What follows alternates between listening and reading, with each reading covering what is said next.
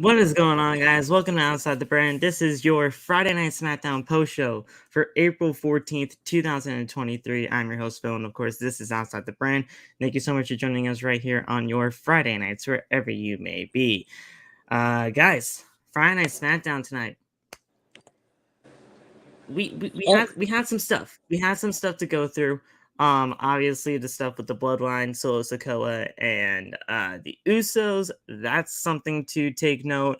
Shinsuke Nakamura returned to immediately go into a program with Karrion Kross, which is absolutely insane, and I think that'll be fantastic to see. And LA Knight lost again. That's not so great, but it is what it is, and it looks like Xavier Woods could be possibly looking at an Intercontinental Championship match next week on SmackDown. How do you guys feel about SmackDown tonight? If you saw all of it, if not, that's cool. We'll break it down. I thought it was a great show. Lots of great matches. Story progression and all that stuff. Shinsuke Nakamura looked fucking fantastic. It gave me vibes of his NXT days, especially with the old OG theme too. I love it. Yeah, I had fully intended to watch all of SmackDown, but I got home, got off work, and took a nap. Ended up waking up and the show was over. So, but I caught bits and pieces. So, that's one of those. I'm not used to working Fridays, man. Gotcha. But yeah, guys. Also on tonight's show, it wasn't actually announced, but a vignette was put on the air where we actually got word of the official date for the WWE draft, which will be taking place basically a week before Backlash. It is going to be it's basically in 2 weeks is what I'm trying to say here without, trying to figure out what like actual emotions I'm trying to figure out. Draft in 2 weeks right before Backlash. I thought normally it would have been after the pay-per-view, but it's all right. We're cool. That's gonna be interesting. You see Law's comment. He said Jeff Hardy and Matt Hardy. And the Lost, get your ass in here. Why are you watching Rampage? Yes, why are you watching it? I know that's actually going to be interesting though, as they'll have like some kind of Hardy compound match between Team Hardy and the Firm, so that's going to be interesting. But the Hardy Hookers, and the Firm. Oh Jesus, Hardy Hookers, get out of here, Deontay. I should ban you right now for that. But hey, what am I? I don't know which is worse. Hardy Hookers or Hardy Party, because they're both equally bad. Oh, you're in a Zoom call doing homework? All right, I'm sorry. I didn't know. But you're watching Rampage too, so that's also kind of... All right, but yeah, do your... You're just in the wrong Zoom call, man. Graduate. For the love of God, please graduate. And and we'll see you sometime down the line. I didn't even watch Rampage. I tuned in to just hear what Jeff said. Gotcha. Well, you still turned on Rampage. You still turned on Rampage, though. You were watching Level. I actually watched Level Up too before coming on in here. I haven't watched that. Not bad. Not too bad. Zion Quinn's a freaking beast over there in NXT, but do we see him? No. I haven't watched a single episode of Level Up. This was my first episode. It's legitimately only a half hour. I had to waste some time. Yeah. But Zion Quinn's a freaking beast. And yeah. Yeah. Now, I'm kind of interested to see if the draft is in 2 weeks, and I mean, obviously it's rumor and speculation, but they're talking about the draft being their reason for splitting the getting both titles off of Roman and giving him the new title design. Kind of interested to see the take they do storyline wise as to it's like, hey, we're gonna exclusively put you on Raw, and because of that, we're gonna give you this shiny. Yeah, it's gonna be interesting to see what's gonna go down when it comes to that. I don't know. Like I love that we're possibly getting this new championship design and everything like that for the World Championship, but I don't know if we're just gonna have that one World Championship for both brands, or are we introducing another World Championship so we can have two on both brands? Like, dude, from what I saw, it's gonna be two. The last I saw said that SmackDown will get a new title that'll get introduced as part of the brand, as part of the draft. They need to bring back the big gold. Yeah, I would love the World Heavyweight Championship to come back, but I don't know.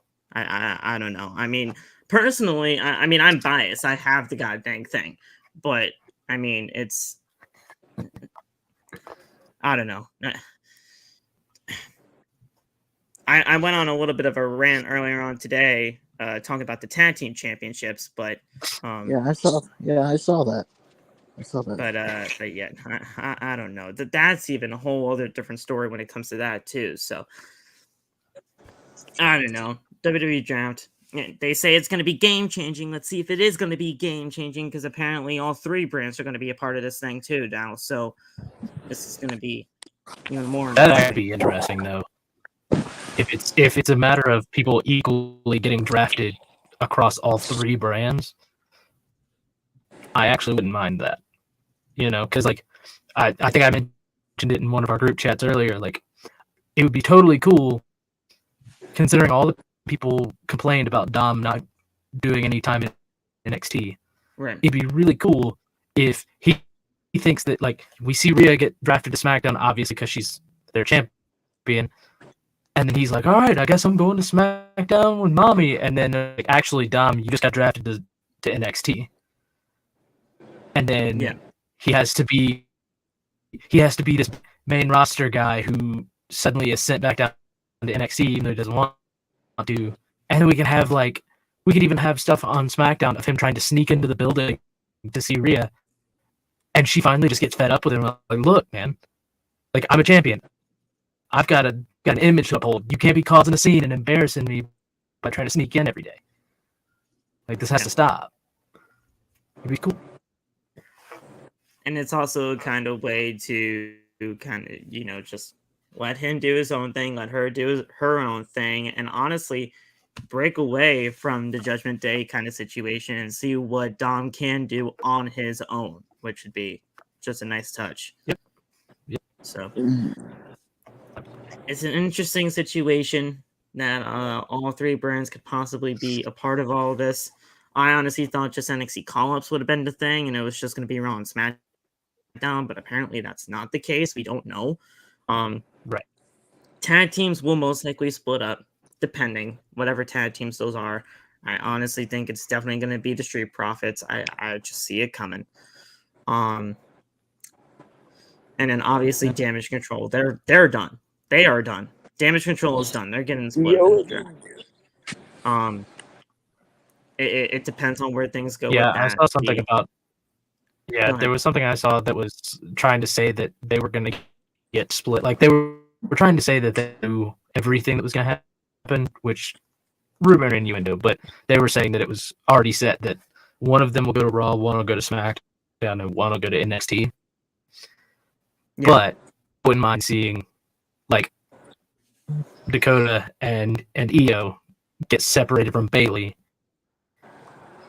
and get picked up by Trish. As a like, you needed, like, she wasn't doing what you needed her to do for you as a leader. So I'm good. Yeah, it's going to be very interesting to see what they do with Damage Control, because I think if it were up to me, I would have Bailey go to SmackDown, and then Dakota and Io stay on Monday Night Raw, but them just going their separate ways because they don't need to really be in a tag team. Right. I think Bailey on SmackDown is just a great change of scenery for her. Plus with fresh new opponents that she'll most likely hasn't faced in quite some time, like Rhea Ripley and all that kind of stuff. Io, I mean, she's perfect for the Monday Night Raw brand, especially as like a baby face. You get her in there with like somebody like Asuka and you're set. And Dakota, I mean, the only reason if she went down to the only reason I would even I wouldn't mind it. Yeah. But it's just the only reason I'd keep them as a you gotta figure it out. team is just keep them because we need established teams on the women's tag division if we're gonna have a tag division, And they've spent the last few months together. They've made a point to say, hey, we work together really well as a tag team. So I wouldn't get rid of the. I wouldn't split them up just yet. I would let them still be a tag team, but let them do other things as well. And Dakota and Io aren't really that bad of a team anyway, so that's fine. It's just going to be a very interesting way they go about this. And also, to me, when it comes to all of this, is the presentation. How is the presentation going to look when it comes to this draft compared to others? Because let's face it, any other time that they have done the WWE draft, it hasn't been presented in like not. I think it's time. It's time for general managers to come back. Honestly, exactly. Give us a GM for Raw, a GM for SmackDown, and a GM for NXT. In fact, I think we were what a year. We needed to wait a year for Regal. Yeah. Right. So we're almost to that point. I think I could be wrong. We're getting real close. I'm actually going to take a look. Because I feel like it would be pretty cool. Like it would make sense to have Regal come in and be like, "Hey, I'm gonna, or if you want HBK to be the GM of SmackDown or of NXT, cool, but have Regal come in and be a GM of Raw or SmackDown, and then assign a specific person as him for the other brand, and let them do the drafting on behalf of the networks." Well, Regal got released in December of 2022, so. Oh, never mind. Yeah, we got a while. We're definitely not anywhere near him being able to come back to WWE television as like an actual on-screen character, which sucks. Yeah, it's gonna be a minute. Unless this new, I mean, they are now in the process of merging into this $21 billion company. I could see them trying to settle out of court with Tony to just say, hey, we know that you guys agreed he couldn't go on TV for a year, but we want to buy that. We want to buy that whole thing of you. Yeah, but do you want to start a merger with a goddamn lawsuit against the second biggest promotion in the US? They went into this merger with a whole bunch of lawsuit allegations with Vince. So I mean that is. It doesn't have to be a lawsuit, because if they settle out, if they go to Tony, they have a lawsuit already. Yeah, I was gonna say if they go to that one's not gonna hold up. If they just go to Tony and say, hey, we don't always get along, but we want Regal. We want to be able to use Regal. How much is it going to cost us for you to let that go? And then, obviously, with today's technology and the way the dirt sheets are, everyone's gonna know, right? But it's one of those like, we'll do this behind the scenes, and we don't have to talk about it. So, all right. Hey, whatever happens. I honestly want Regal back on programming anyway, because I think he's just tailor-made for stuff like that. When he was running things over in NXT the last time, he was just fantastic. We got War Games, and it was just great. And everything in every way. Well, I mean, he's yeah, the you're perfect 100%. he's the perfect authority figure to tell Roman, okay. like, hey, I'm tired of seeing you on two different brands or one brand more than Yeah. than the other, and you're supposed to represent both. Stand that belt over. You know, he's the perfect authority figure for that because he's no nonsense. And it's funny how you mentioned GMs coming back. I want GMs to come back, and honestly, they basically have been back in the form of Adam Pearce, when Adam Pearce has been making things official on both Raw and SmackDown over the last, like, I'd say, he's been in charge as like a WWE official for, well, he's been Post-COVID for years, but on screen official for like at least 2-3 at this point. Yeah. Like, Yeah. basically since the Bloodline story. I'm not gonna lie there, and that's basically been going on for 4 years.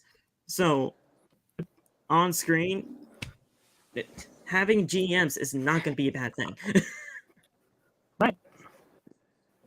Oh yeah. So very interesting developments when it comes to the WWE draft and how that's going to be game changing for the WWE. We'll see where things go when it comes to that. But other than that, guys, that was basically a Friday Night SmackDown. It wasn't too like other than the stuff that we kind of just mentioned right there with the draft. It wasn't all that noteworthy or newsworthy when it came to that stuff. The WWE draft is what's really meaning. Like the main thing and important going over the next few weeks heading into Backlash. So it's just some storyline progression along with the WWE draft. That's the main thing that's been going on right now. So we'll go over everything that happened on SmackDown tonight. Obviously with the LWO and Judgment Day stuff, that's just been fantastic. And other stuff when it comes to Nakamura coming back and his possible feud with Karrion Kross and the tag team championship opportunity when it comes to 2 weeks from now. I think on that SmackDown we get the Usos and Sammy versus Sammy and KO again for the tag titles. So that's gonna be something. And yeah, we'll get right into everything. So follow us all on our social medias. All the TikTok links are down in the description below. Follow me on Twitter and Instagram at @PhillyMan_. Go get the merch. We have those over at Teespring. You can get my merch, Loft's merch, and the OTB merch down in the description below. And Weaver is here to have a huge announcement when it comes to the main event players, as you see in the background for him, and that beautiful looking championship that he just got today. I'm actually not mistaken. This little old go thing. ahead and yeah. So people. So I figured over the last couple of months, the main event players, they needed some freshening up. They needed a little bit of class, and I've brought that. I've brought them logos, intro videos, but now we have a title. We have the main event players main event world championship, and it's gonna be defended here pretty soon in the main event world championship tournament. It's gonna be a single elimination tournament. The best of main event players, myself, Deontay, Phil, Loft is even gonna be in it. You know, like and the winner is gonna get this championship belt right here. So we'll see who gets it. Right now it's mine. So well, I've got a death grip on it right now. But it won't be for long. Who knows? Not for long. Because I'll be the first champion, but yeah, guys, this is something holding on to this thing like Tommaso right now, like just holding it with the two arms. But yeah, guys, this is just something completely new, completely different, something that you honestly like haven't seen before when it comes to the MVP type of thing. This is just gonna be fun, and honestly, I can't wait to get started when it comes to this. Yeah, it's gonna be really fun. I can't wait to beat everyone and become the first champion. Hey, you want your fucking mouth. I go ahead and tell you now, boy. you're not gonna want to miss this. Like the the stuff we've got planned for how this is going to go, the stuff we've got planned, TJ and I have kind of talked about it. This is going to be the biggest thing MVP has done to date. Oh, so. for sure. Oh yeah, sure. So yeah, guys, if you guys don't, you guys seriously, you're not gonna want to miss any of the action when it comes to this tournament. WWE 2K23, if I'm not mistaken. Yep. I don't like online servers on my end tend to suck. So same. Well, and that's why we'll figure it out. We'll figure it out when doing it my end. Yeah, well, that's that. So that's the thing. We're not doing it as a like online control thing. It's all going to be computer generated. Nobody's going to have control of any character. So it's like a tournament of like computer versus computer. Okay, good. Thank you. Yes. Because I would never be able to connect to the servers. I wouldn't. No, you're my shitty ass internet. You guys have seen it. It's terrible. Same. So I would not. I wouldn't have been able to connect it. So thank God. Oh my God. That I was gonna ask anybody that anyway in our group chat. So thank God I just became like just said it here. But yeah, guys, you're not gonna want to miss any of the action. That championship is absolutely beautiful. It's gonna be mine soon. I don't give a shit. Watch your mouth. I don't know about that. It's gonna be great, and you know, it's just gonna be a very, very fun time. So stay tuned to that. It's most likely gonna be on the MEP Twitch, if anything. So go to the Twitch. It'll be on Twitch. We're gonna record the matches on Twitch for everything except for the finals. The finals, when we get there, will be live. It'll be a live stream of us running the simulation. Hopefully with the two finalists in attendance. So it's gonna be great. It's gonna be great, guys. So stay tuned for that. We'll have more information as we draw closer to that event because the event it's gonna be big, and we're trying to make it as big as possible. So stay tuned for that. And you guys know the Discord anyway, so we all have it there in our Discord. We'll obviously keep you guys updated there. So stay tuned for that, and we will get things started when the time is right. So let's get right into Friday Night SmackDown, guys. We kicked off with the undisputed WWE Tag Team Champions Sami Zayn and Kevin Owens. Owens said sooner or later the Usos are coming for their tag team championships. Jimmy said that Owens and Zayn sound like they are already cracking under the pressure of having those championships, and it's only been 2 weeks. Jay said that there's no cracks within the bloodline, and said Zayn will backstab Owens just like he backstabbed the bloodline. Zayn then said that he didn't think the bloodline came out here just to talk.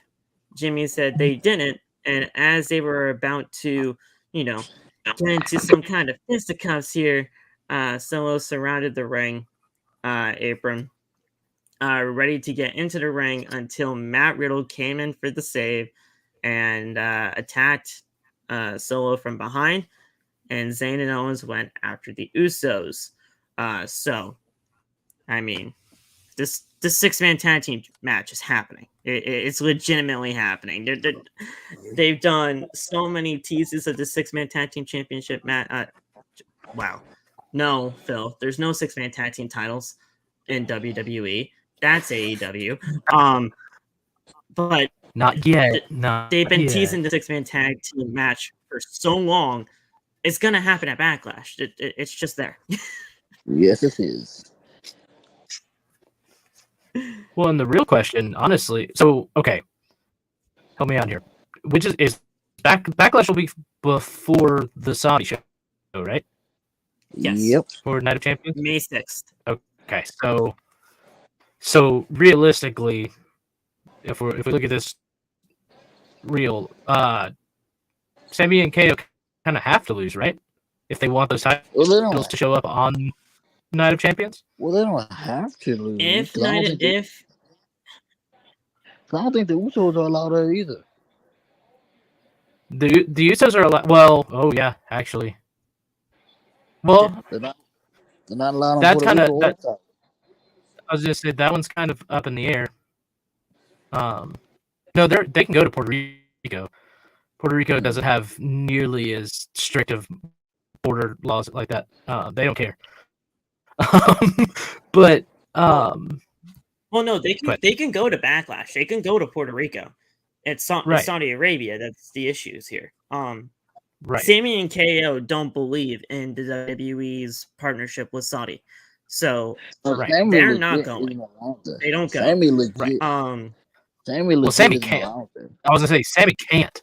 It's not Sammy even so much legitimately that he can't. wouldn't. Like they would Sammy kill legit him. is not allowed in that country. Yeah, Sammy legitimately can't get just can't get there. Which again, like I said, it's his beliefs. He doesn't care. Like you can't go against that. Right. And Kevin Owens, he's gonna stand by his friend, even though like he just doesn't. He's the one that really doesn't believe in the partnership, but he's gonna stand by his friend. Right. Mhm. Right. Well, and that's what I'm saying. Like, are they really going to take the titles off of them so that they can show? Because it's a show called Night of Champions. Yes. So every time, like, and in every time they've done Night of Champions, Clash of Champions, all that stuff, they always put Every all the time it belts was on the line. Right. Yeah. So I feel like I mean they've done it before, so it is what it is. But like it feels really dumb coming off of Mania, off that big momentum, to just kind of cut their legs out from under them, take the belts, and then do the Saudi show. Especially if like we come back from it and they just give them the titles back. Winning the main event of WrestleMania only to lose the championship like a month and a half later, that sucks. Well, to be fair, sucks. there's nothing really they can do though. There's nothing really they can do. I know there's nothing they can do, but I mean, that just to be fair, there was something they could have done. We wouldn't have liked it, but they could have not had Sammy and KO win at Mania. If they knew they were going to have to do a Saudi show that potentially would have to have the tag team titles on it, don't put the tag team titles on two guys that you know aren't going to go to that show. Well, to be fair, I mean, here's the thing. Here's another thing. Not anymore. You also could have just kept it King and Queen of the Ring. Why'd you have to change it to Night of Champions? I understand that's the whole, oh yeah, that's the day Roman hits 1,000 days. I get that. And now Roman's most likely going to be there now more than ever. Because when it was King and Queen of the Ring, I didn't expect them to be there. I didn't. Right. But now that it's 1,000 days and it's Night of Champions, he's kind of obligated to be there. Right. So, well, I think there's more political stuff I think going on with that too. I think they're gonna find a work. I definitely think they didn't want more political stuff when it comes to that. Yeah, I definitely think they were the Saudi government was just like, oh, Queen of the Ring? No. Yeah. I mean, we're progressive, but we're not that progressive. Yeah, I mean, the fact that we've even had women's matches in the Saudi shows before, right. I mean, that's a big step up. But during the whole tournament, they're like, yeah, no, we can. What you want? How many women to wrestle on this show? No, thank you. Which again, like it's definitely something that it's definitely caused divides between fans of this company and this product and everything like that. But I mean, it is what it is. I don't think we can really all like change it all that much. The fact that we at least have women's matches sometimes on these shows is a big step in itself. So it is what it is. But, the Saudi deal is almost up, so we're good. Well, I heard it was 2027. I mean, yes. I think I don't. So I don't remember. Years of this. I'll look into it, but I think it's either the amount they either do like stay in the contract for the certain amount of years, or it's until they reach the number of shows in the contract, because there's a set number of shows for them to do. Right. And so if they max that out, then they're done. They don't have to go back. They just have to ride out the rest of the contract. Unless they sign again. Right. They're not signing However, again. They're not doing that. I would have agreed with you. I would have agreed that they wouldn't have signed if they hadn't just done this Endeavor deal. The Endeavor deal makes me nervous because I could see Endeavor wanting to do a big like UFC or whatever they're called. They're calling the company TKO, right? Isn't that what they said they're going to call the company? Once it's no, officially they said it was Combat Sports Entertainment or something like that. Okay, but yeah, they're basically just going to do a giant. They're going to want to do giant super shows in in Saudi, I'm sure. However, that is assuming that they're going to that the dude was saying, like he was telling the truth when he was like, yeah, I didn't want Vince to leave. Like, oh yeah, he would have body slammed him if he chose to leave. Yeah, right. Yeah, that interview with CNBC. Yeah, of course. I'm also firmly in. Yeah, I'm firmly in belief that they literally they just told him that, and they talked Vince up all, like they just kind of boosted his ego while they were on that interview, just to keep him there, just to get him to sign the deal. Oh yeah, and then these guys here in the next year. He's lying. Like they just wanted him to sign the deal, and then they're gonna fucking the minute they have the ability to start to vote him out, I think they're gonna vote him out. These guys they have to wait till 23 these guys have been friends for 23 years. He was not going to sell it to anybody else unless he wanted to be put in power or be on somewhere. So, dude, there's so much shadiness when it comes to that, but it is what it is. I don't trust this company. Well, I mean, because Endeavor have set themselves up. They've set themselves up to benefit from this more than anybody else because they have the majority in the voting room. So, because they have 6%, they have 6 people on the board to WWE's 5, including Vince. So, yes. And they only need, I think Jimmy Van said they only need like 6 months to a year after the deal is officially closed, whatever that closure date is.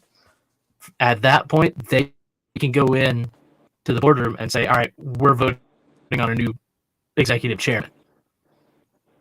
And as long as they get majority votes against Vince, he's out. He's out. Yeah. So who knows? Until that day happens, though, and he actually does get voted out, or hopefully gets voted out, and then he's still in the workings. He says he's not in the weeds, but he's got his grimy little hands and things. And, dude, I don't trust this company. I just don't. Because he's not in the weeds, but he's covered in dirt. And he can't come back. I love Triple H. I do, but the man, I don't trust the relationship. I just don't. But we'll see. We'll see when it comes to that. But yeah, everything when it comes to Saudi and everything when it comes to tenting titles, I don't know. I would have kept it king and queen, but hopefully we still have the tournaments. I just don't want the tournaments just be scrapped now. Like, they're still gonna do it. Can we at least still do them? Like, please. They're still gonna do them. Just down the line somewhere. I don't know. I mean, I wanted the tournaments to be in the States anyway, so hopefully this gets what I want. But I just hope it still happens. But yeah, our first match, backstage, Adam Pearce made it official that it's going to be Solo versus Riddle in the main event. So, there's GM Adam Pearce making things official again. I don't care; he's a general manager. Up until the point I am proven wrong. Up until the point I am proven wrong and not being proven wrong by getting blocked, He's the general manager.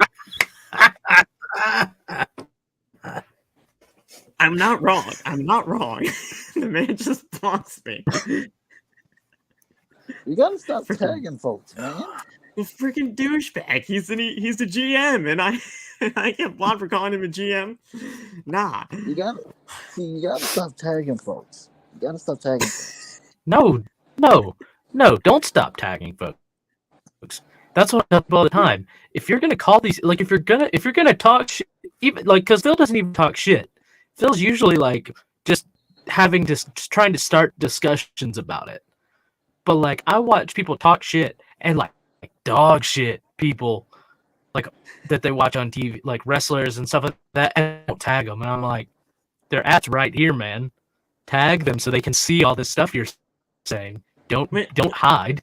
I mean, I legitimately have constructive criticism about some of these wrestlers, and I like Chris Jericho, for example. I tagged Jericho in a lot of stuff when it comes to his stuff in AEW.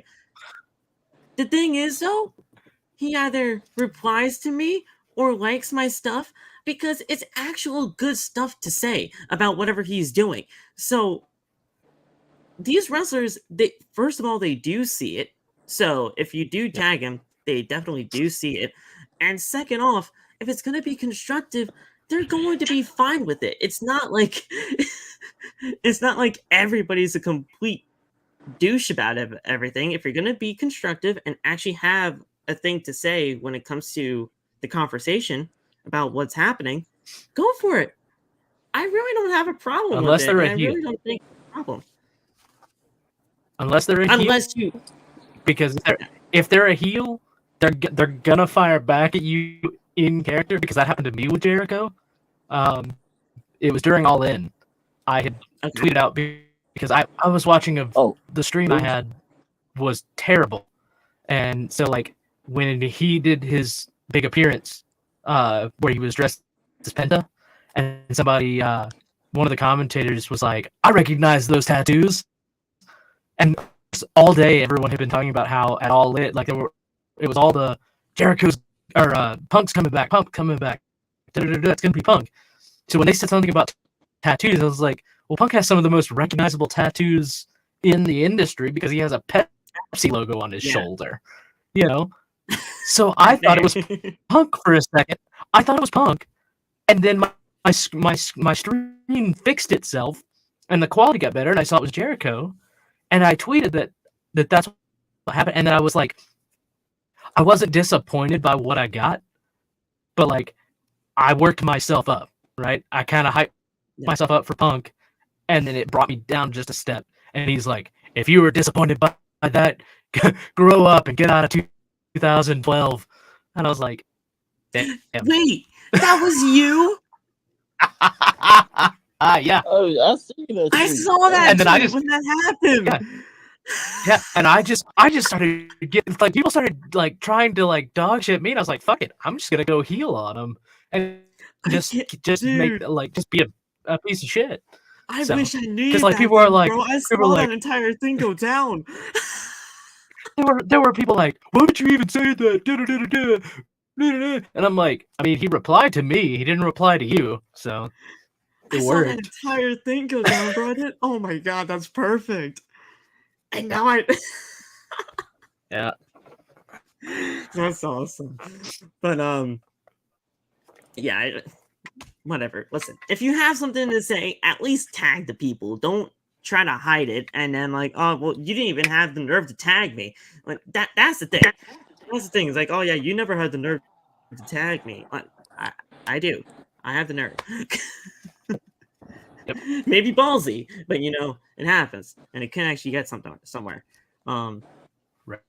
So you know, whatever happens. I mean, that's we had LA Night. Ethan Page followed me on Twitter, so. Oh, Ethan Page, yeah, nice. Yeah, because I got followed by Joe Hendry. Hell yeah. Oh, nice.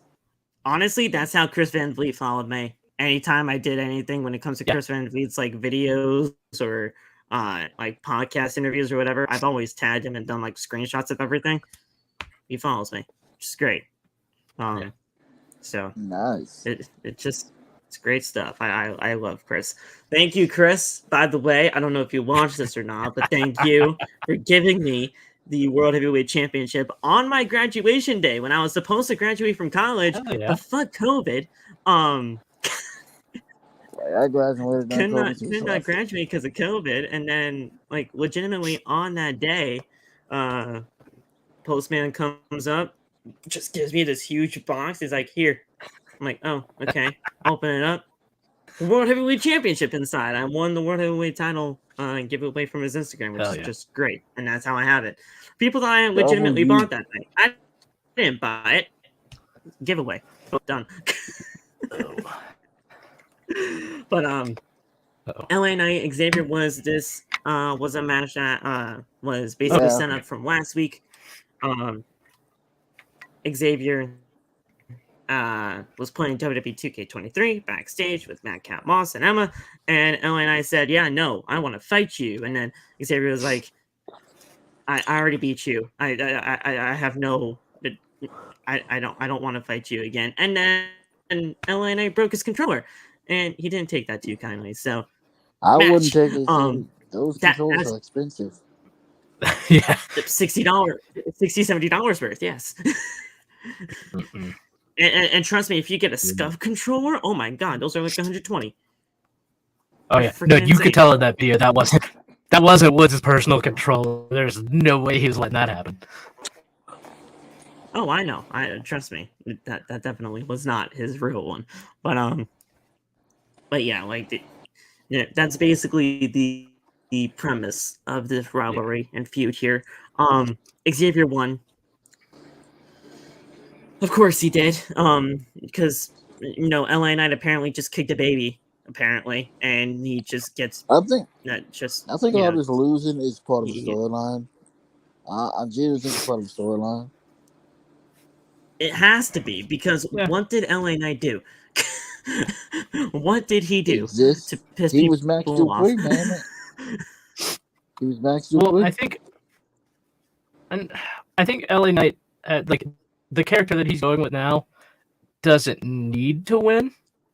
He's already over for the most part. I mean, I won't say he doesn't need to win, because obviously you want to win, but like I think he can stand to lose. Plus, him losing to guys like Woods and Bray and anybody like that, like, it just fuels his argument of why he should be taken more seriously. So, I mean, hell, though, to be fair, Woods isn't an easy beat anyway, because technically Woods holds an actual win over Roman Reigns. Yes, he does. With a schoolboy. Yes. Of all things. Oh yeah, so. and I'm not trying to shy over anything when it comes to Xavier. I think Xavier's great. Like, I love Xavier Woods, and I think he brings a lot to the table. The fact that he's getting an opportunity against Gunther in the Intercontinental Championship, that's great, because honestly, he's been deserving of at least some kind of like solo championship opportunity for quite some time now. The man's a king of the ring. I mean, he should be going against Roman, but it's not. He was the last person to beat Roman. He actually beat Roman. The man's a former king of the ring. The guy's like a multi-time tag team champion. I mean, like, the guy fits perfectly in that IC US championship type scene when it comes to that stuff, especially. And now that Kofi's basically sidelined with the ankle injury, what's the harm of giving him this little opportunity? Put him against Roman. He was the last person to beat Roman. Put him against Roman. He didn't pin him, but he beat him. No, he did pin him. He pinned him with it. It was a schoolboy. It's his that backwoods finisher of his. It's literally a schoolboy roll up. Yeah. And it's as Simon says on What Culture, it's the most devastating move in all of sports entertainment. The most devastating move in all of entertainment. Yes, dude. Yeah. So, I mean, but The facts are the facts. Xavier getting that shot in the Intercontinental Championship, it's gonna be great for him. It really is. I'm actually really pulling for him. I know it's against Gunther, so I mean that's gonna be something to witness. But I can't be more proud of the guy because he's at least taking the shots and the opportunities that he's given, being solo right now until Kofi and E come back. More Kofi he's gonna sell than the hell out of anything. those Hopefully E will shots, come dude. back, but that's a due time. Oh my god, yeah. Oh my dude. Dude, that's the best part. That's the best part. I'm just waiting for the first one because he's like, it's gonna be a whole setup of him just not being actually ready for it. He thinks he's ready for him. Well, he's gonna chop him one good time, and he's just gonna scream. Dude. That like scream that he does where you can hear him without a microphone. Yes. Yes. Yes. Gonna be so good. So good. He's gonna smack the shit. He's gonna smack his ass off his head. So, Knight came down on Woods with an elbow. Knight then rolled up Woods, and held the tights, but Jessica caught him and refused to do the count. Because of that, Woods then rolled up Knight and held the trunks when Jessica was in the perfect position for the shoulders, but did not see the tight holding. And 1, 2, 3, Xavier Woods got the win. Conspiracy. There. That's a conspiracy. The CON conspiracy. But honestly, well, first of all, I definitely going around again. I see another match between those two. Because LA Knight's gonna feel like, hey, well, I got cheated. I deserve another match. Do all that kind of stuff. And Xavier's like, bro, I already beat you twice. I don't need this again. And then something's gonna happen to where we have the third match. I could 100% see LA Knight showing up like next week and being like, "What kind of man are you to grab my tights?" And it's like, you tried to do the same thing. Yeah, but I didn't.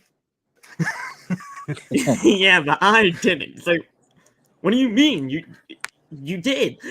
You did. You got caught. Honestly, I can It's actually the kind of perfect see heel him thing, not just for some reason. Well, he's gonna cost Xavier the championship. That's what I'm thinking is gonna happen, most likely. For sure. Maybe not like actually in presence, but like maybe like music plays and something. Like his music plays or something happens to where LNL will cost Xavier, and then it'll do the blow off match on that next SmackDown or whatever. Because I don't think this is going to be a Backlash match. I just No, it just won't. I love the unit. I think that would be a great spot, but I don't know. So probably like the final SmackDown before Backlash, and we see that. That'll be the draft. But who knows? It's gonna be It'll fun. be the draft SmackDown. I'd rather see them just do. I'd rather just have Woods and Gunther on Backlash because it's already that's like another thing. Yeah, the IC title alone already gets like kicked off of these cards almost every single month. So Yeah. like any pay-per-views we can put him on, like let's just do it. So speaking of Imperium and Gunther, backstage Imperium were trying to discuss strategy, and Woods just kept interrupting them by blowing the trombone. Gunther said that Woods is clearly wanting attention, so next time, just approach him with respect. Woods is a goof and doesn't know what respect is. He doesn't like Woods, and he will fight him to beat some respect into him. Woods then said he's never had a shot at the Intercontinental Championship, but he is ready to step in the ring with Gunther. It's going to be a great spot for him. I really do think that, and he's going to shine. He's going to shine in that match. Yes, he is. Sure. Yeah. It's gonna be a great. I mean, I don't. match. It's one of those things of like he obviously he could benefit from the win because he's never held that title before. However, at the same time, we're getting so much closer to getting rid of that honky tonk reign, like IC title reign, and I just want it gone. It's so bad.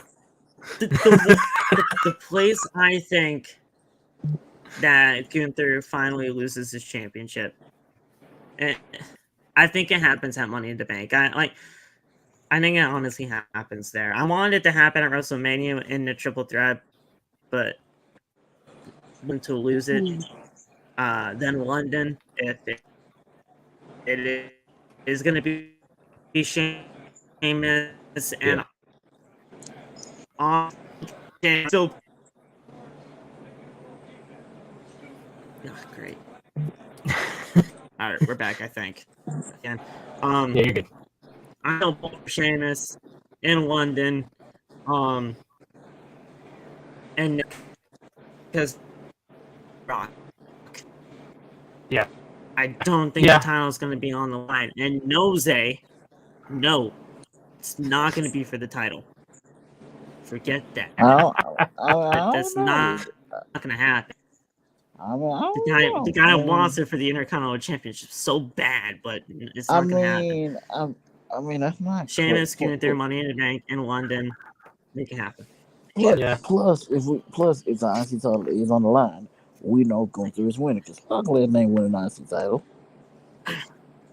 The only the only thing that's missing right now from Gunther's like almost record-breaking title reign is the hilarious graphics we got when Santino was doing this, and that was the countdown graphics that they put on the screen. So like when Santino was holding the IC title, you had how many days he had left till he beat Honky Tonk's reign. As much as I don't want them to have to acknowledge Honky Tonk, but at the same time, like you could do it in storyline because Gunther's whole thing is about bringing back honor and respect to the sport of wrestling. Yes, and bringing authenticity to it. So what better way to do that? Yeah. Right. What better way to do that than to say in this many days I wiped this goof off the record books. Like we get him out of here. So do the Cody timer and this time. Well, and worst case scenario, Honky Tonk gets pissed off and goes and does a shoot interview somewhere on YouTube that nobody watches. So who knows?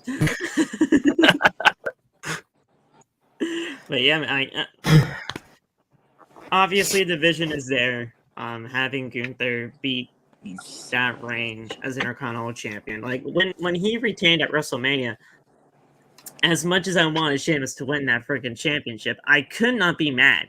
I could not be mad at the fact that Gunther retained because the match was fantastic and it's Gunther. I'm not gonna be mad that Gunther is still champion. Like he's fantastic.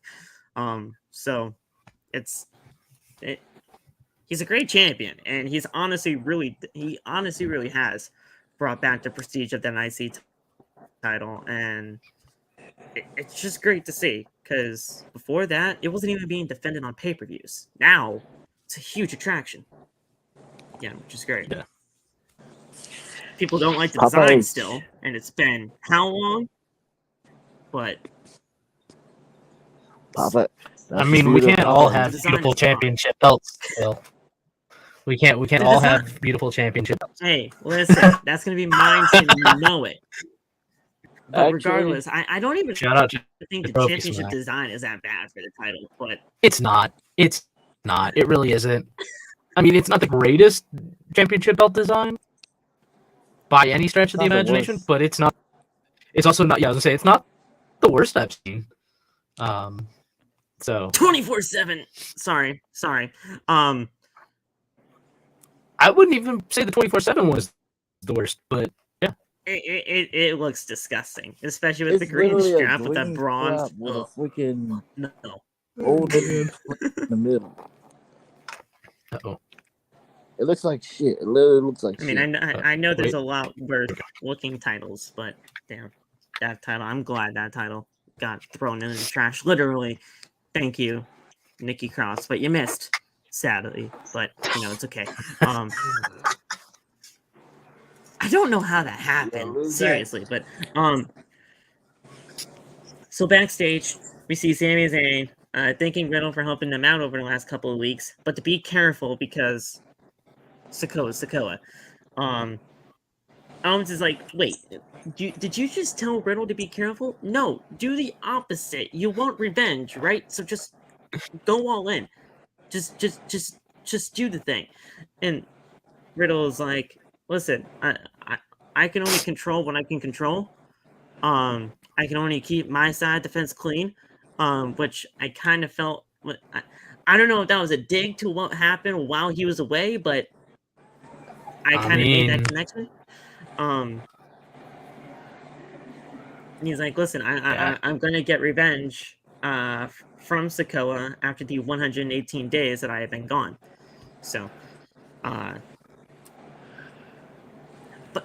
I'm not gonna lie, I would love to see Matt Riddle and Solo in a fight pit. That would be sick. Thank you. I want this to be a fight pit. I just want Matt Riddle to just be doing fight pit matches as like the end of his feuds. Like legitimately, Riddle and fight pit, like the fight pit is Riddle's match. And it's He's it's Riddle's match.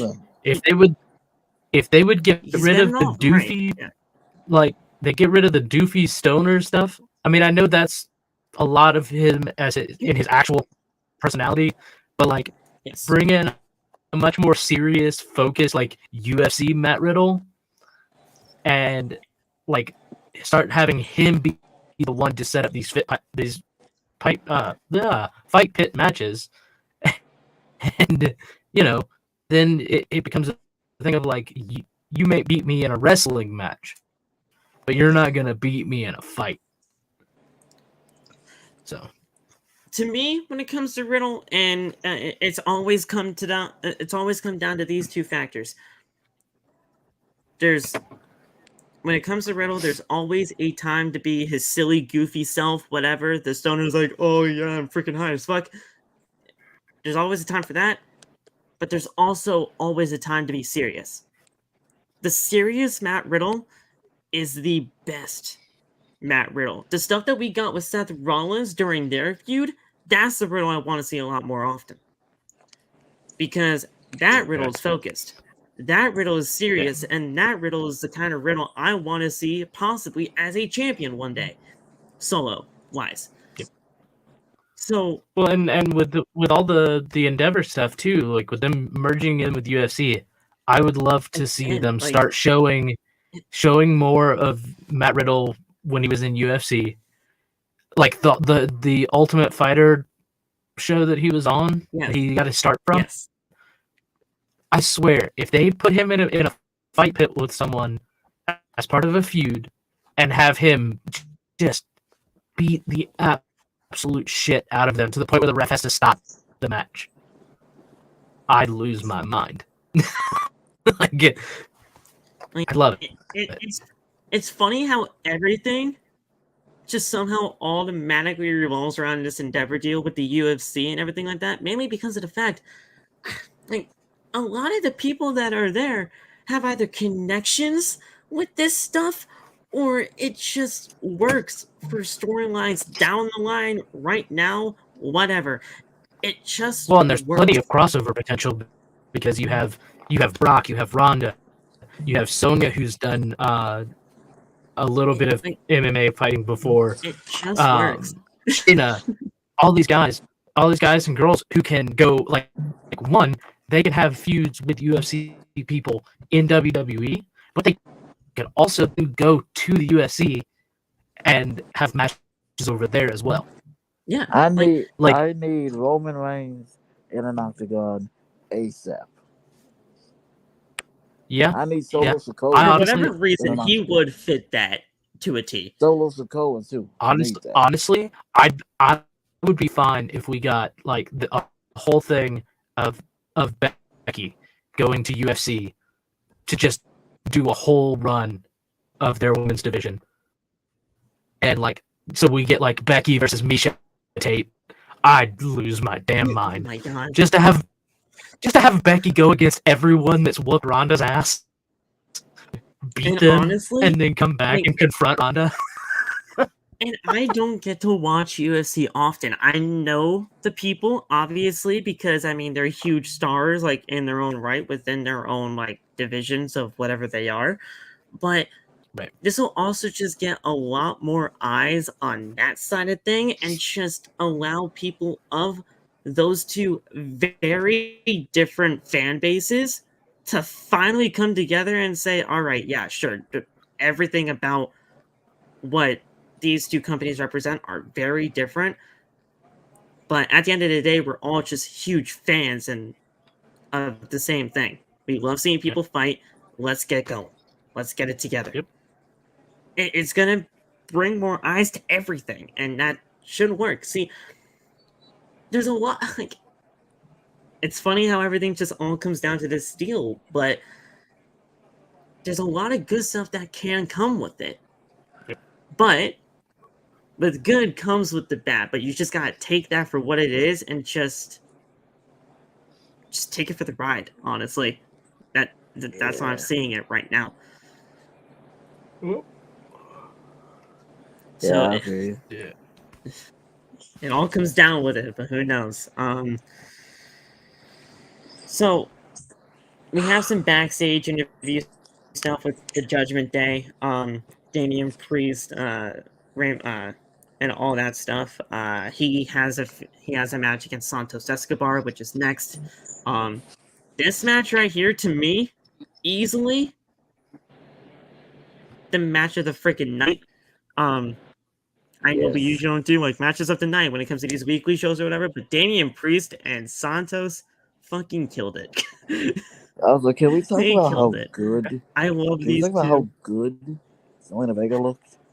Like, she always looks good, but this week she looked. Zelina's always good. So yeah, but this week she can always be on my TV. But Priest and Santos did fantastic tonight, and everything about this feud between the LWO and the Judgment Day has just been top notch. I know they're not really the LWO, but like it's just saying that we kind of have to call them now. I know it's definitely ruffling some feathers, but it is what they're calling him right now. I Legado del Fantasma with Rey Mysterio. That's basically what it they're is. all Latinos. I mean, it They're is. all I Latinos. mean, not technically. One of them is if they're Philippine, gonna- I think. Yeah. Yeah. Joaquin, what's his name? Yeah, Joaquin Wild is Filipino. But regardless, like I just think the feud between these two stables, I'll say, has just been great. From Ray to Dom to now the teasing of Rhea and Zelina. I'm loving the stuff. We love it. Yeah. Yeah, man. I honestly, I was trying to see if I could find it, but I wouldn't be surprised if Priest and Escobar haven't had matches outside of WWE before now. I was They gonna probably say have, we because just haven't seen it. they definitely should have done something together. I mean, Because Punishment Martinez, he was everywhere. Right. I just don't think. I don't remember if he went. I don't remember if Escobar. I only know of his stuff as King Cuerno in Lucha Underground, so I don't remember if he did anything in ROH. I know Punishment Martinez didn't go. Yeah. Okay. Didn't it? I was gonna say because I know Punishment Martinez. I think he was only ever, for the most part, ROH. I was gonna say, did he ever do anything in Lucha? I'm not remembering. I don't think so. I didn't really watch the last season, like seasons 3 and 4, were kind of lost on me. I have gone back and tried to rewatch a little bit of it here and there, but I don't believe so. So, Oh, Uh-oh. Dog's pissed.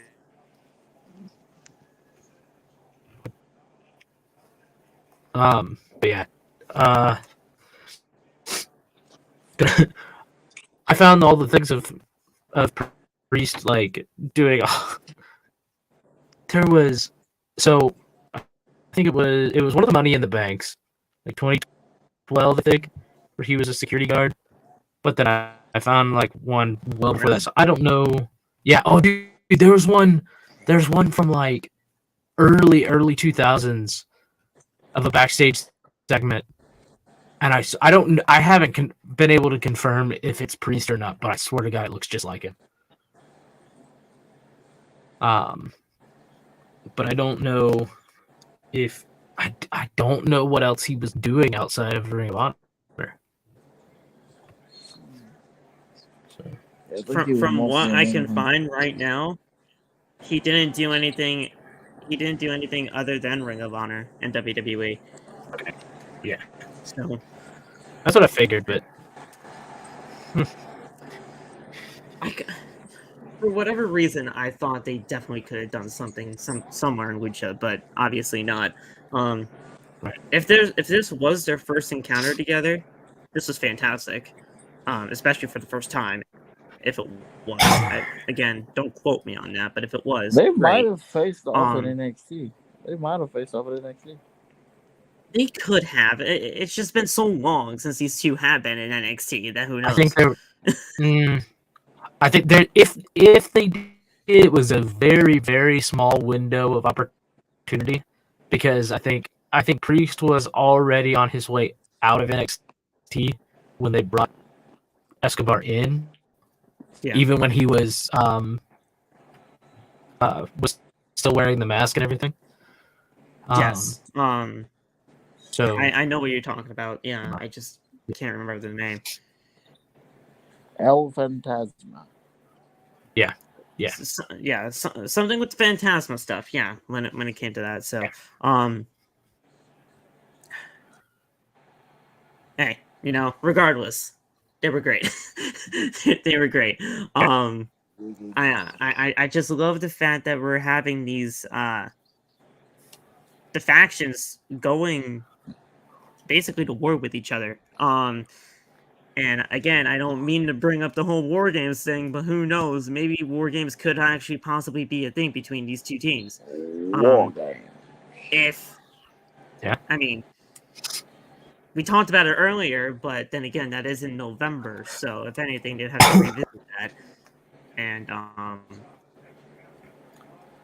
so who knows? Yeah. That can happen. See, and now, honestly, I'm kind of worried now, because now that we officially have another draft on the way, I'm kind of worried that we're going to end up with a Survivor Series War Games that's all about that. We're going back to the brand supremacy thing, and so we're going to get.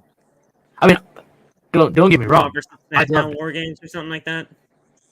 No, here's what I'm thinking. No. Because technically, historically, with War Games, they haven't done this yet in the WWE one.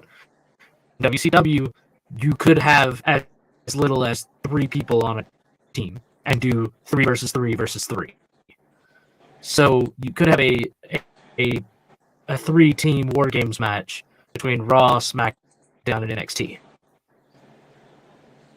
Which I wouldn't hate it, but at the same time, it's one of those, like, I would only want that match to be the brand supremacy, brand warfare match.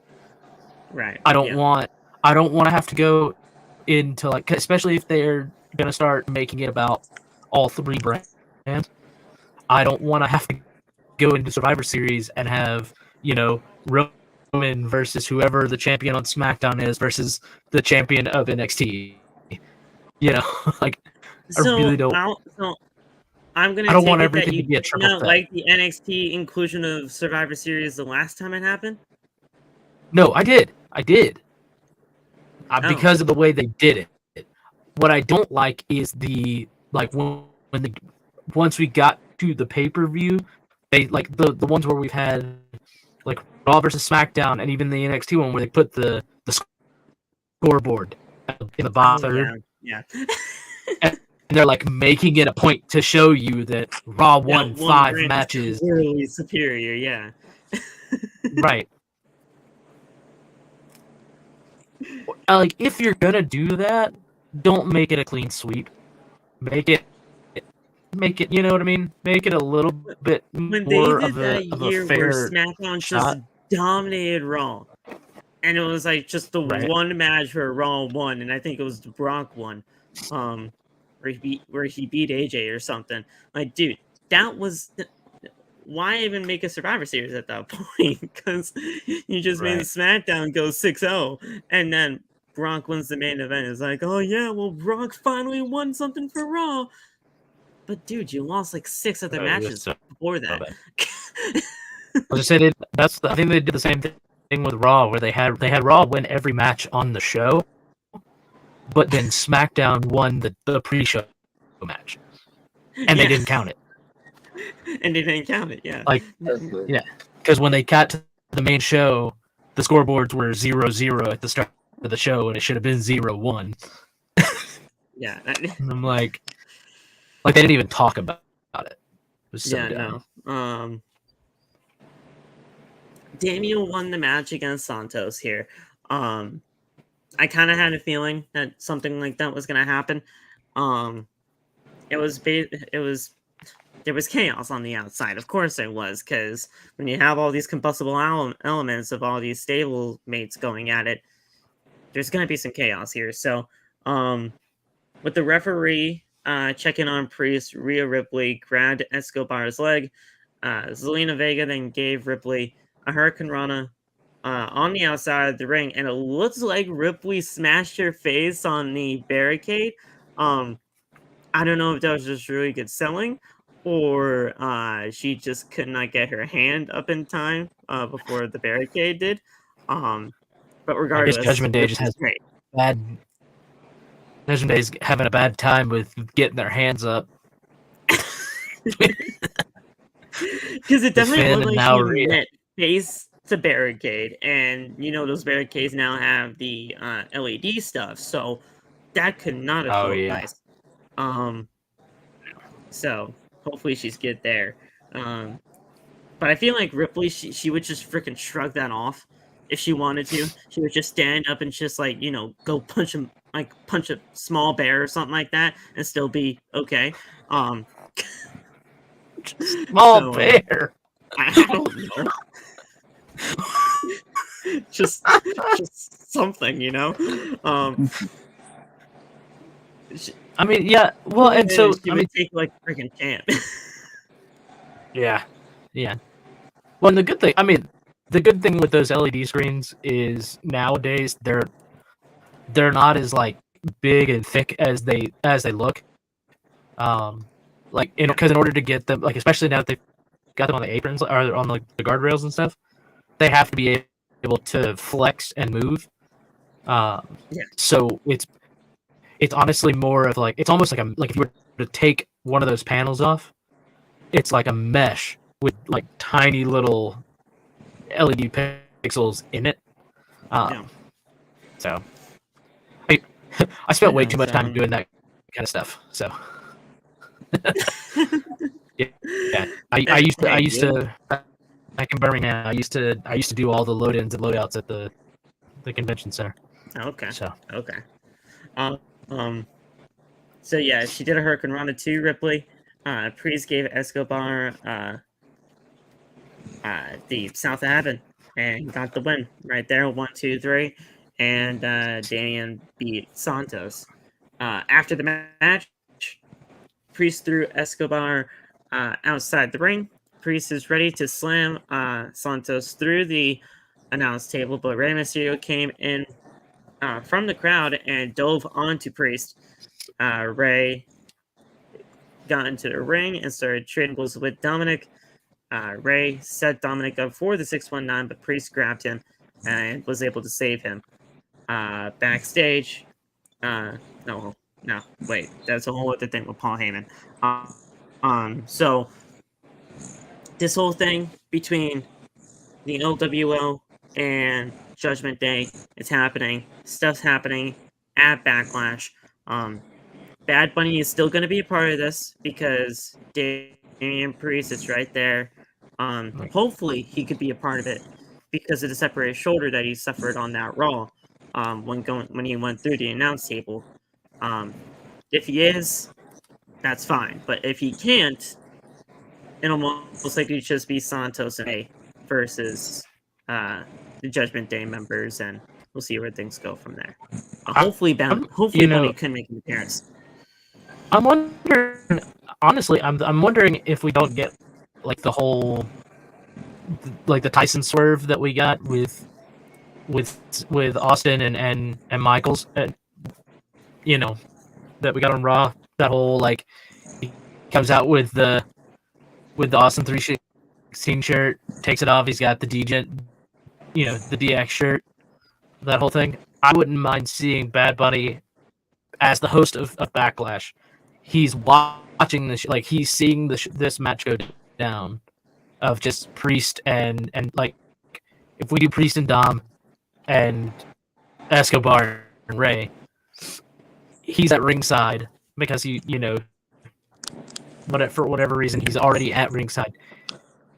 You see him get involved, right?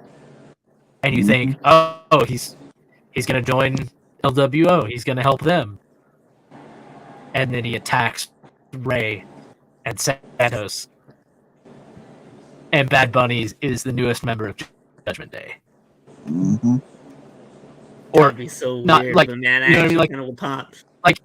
like he doesn't have to be an official member of Judgment Day because obviously he's not going to be able to come on TV every week.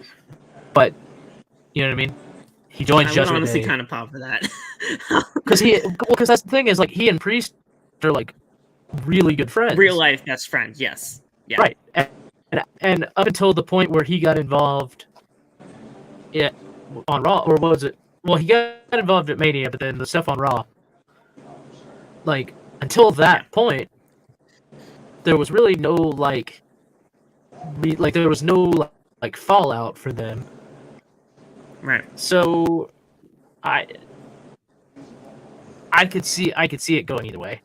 I mean, obviously, they want to, they want to please the Puerto Rican crowd in attendance. They, make sure they keep Bad Bunny as a baby face. But at the same time, it's also Puerto Rico. They're gonna pop. I think they're gonna pop either way because they're gonna be fucking shocked. So here's the thing when it comes to me, and it's about the whole LWO situation. There is a reason why Santos is being paired up with Rey Mysterio right now. There's a whole reason here. I don't buy into the fact that at some point, somewhere down the line, Santos is just going to turn on Rey. Yeah, I can see that happening too. The whole thing about Santos before he even came up to the main roster was, he was bringing stuff back to the luchador aspect, but in his own way, because he didn't feel like the mask and stuff like that was anything too special when it came to the culture. Or if anything, the whole thing, I thought it was all leading towards Rey and Dom going down to NXT to teach Santos and Legado a freaking lesson when it comes to the Lucha Libre style. Yeah. I thought that was the whole thing. I thought that's what they were going to do, but they obviously didn't at that time. And you had the chance right there where I think Dominik faced one of the Legado members in NXT once, and they didn't pull the trigger on that. Yeah. But for some reason, and I think the Legado del Fantasma stuff was more of the setup for him becoming Santos Escobar and dropping the El Hijo del Fantasma name was I'm bigger than my father. I can be that's right because a bigger name. He is the second generation. Yeah. Right. and it's a thing of I'm not going to hide behind my father's mask anymore. That's why he takes the mask off, which is actually a very common thing for like in lucha, the rudos, the heels, for them to be like, I'm bigger than just wear. Like a lot of them, they don't have masks because they lost their masks. It's usually a thing of they had a mask versus mask match at some point and lost it. Now that I wouldn't mind seeing, honestly. I would love to see Ray like have Phantasma turn on Ray, right? And then we get Ray versus Escobar in like mask versus mask or mask versus hair. Probably mask versus hair. Yeah. And Ray wants to do it. Ray has talked in the past in many interviews that he wants to do a mask versus hair match. Yeah. Doesn't know against who, but he wants that match. Right. I've heard that he wants to do it with either Dominik or Santos. So who knows? Like it could happen between either one of those two. I feel like if we can get Dom away from Judgment Day, I could easily see I could see Legado turning on Ray, having this mask versus hair match, and then Dom joining Legado to take Ray out and get the mask. Yes. And then Santos wins the mask, right?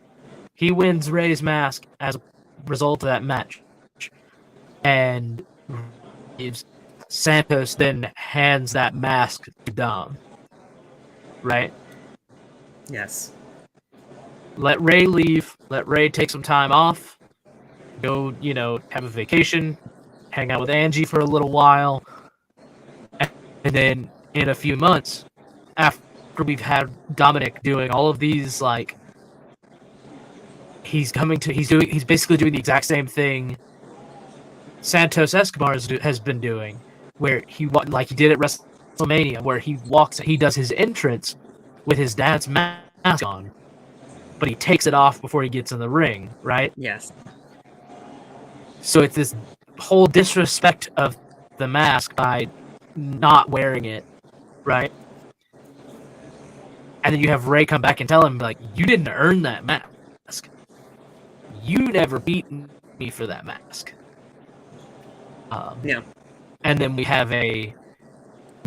end up doing Ray putting his career on the line. Mask versus career. Right. Yeah. There's so many freaking layers when it comes to this stuff, man. Like, yeah, sure, he's a part of Judgment Day now, but who knows if he's going to be a part of Judgment Day forever. This is why I wish 2K23 had the create a story mode like it used to have in SmackDown versus Raw. I'd have no free time because I'd be putting in all of the dialogue and all that shit. All these I'd be having stories, man. So I'd be having too much fun. And I remember when you can upload the stories to community creations and download the stories and play them together, and you can do dude, it's right there for the taking, man. Yep. Man, we had this chance. So either way, I think it's gonna be great stuff when it comes to the LWO and Judgment Day. It's gonna be great, and Judgment Day, and the whole Judgment Day and LWO feud is gonna be plastered all over Backlash. So that's gonna be great. Yeah. We then moved over to the championship celebration for the new women's tag team champions. This basically just said, hey, we are the tag team champions. We need challengers.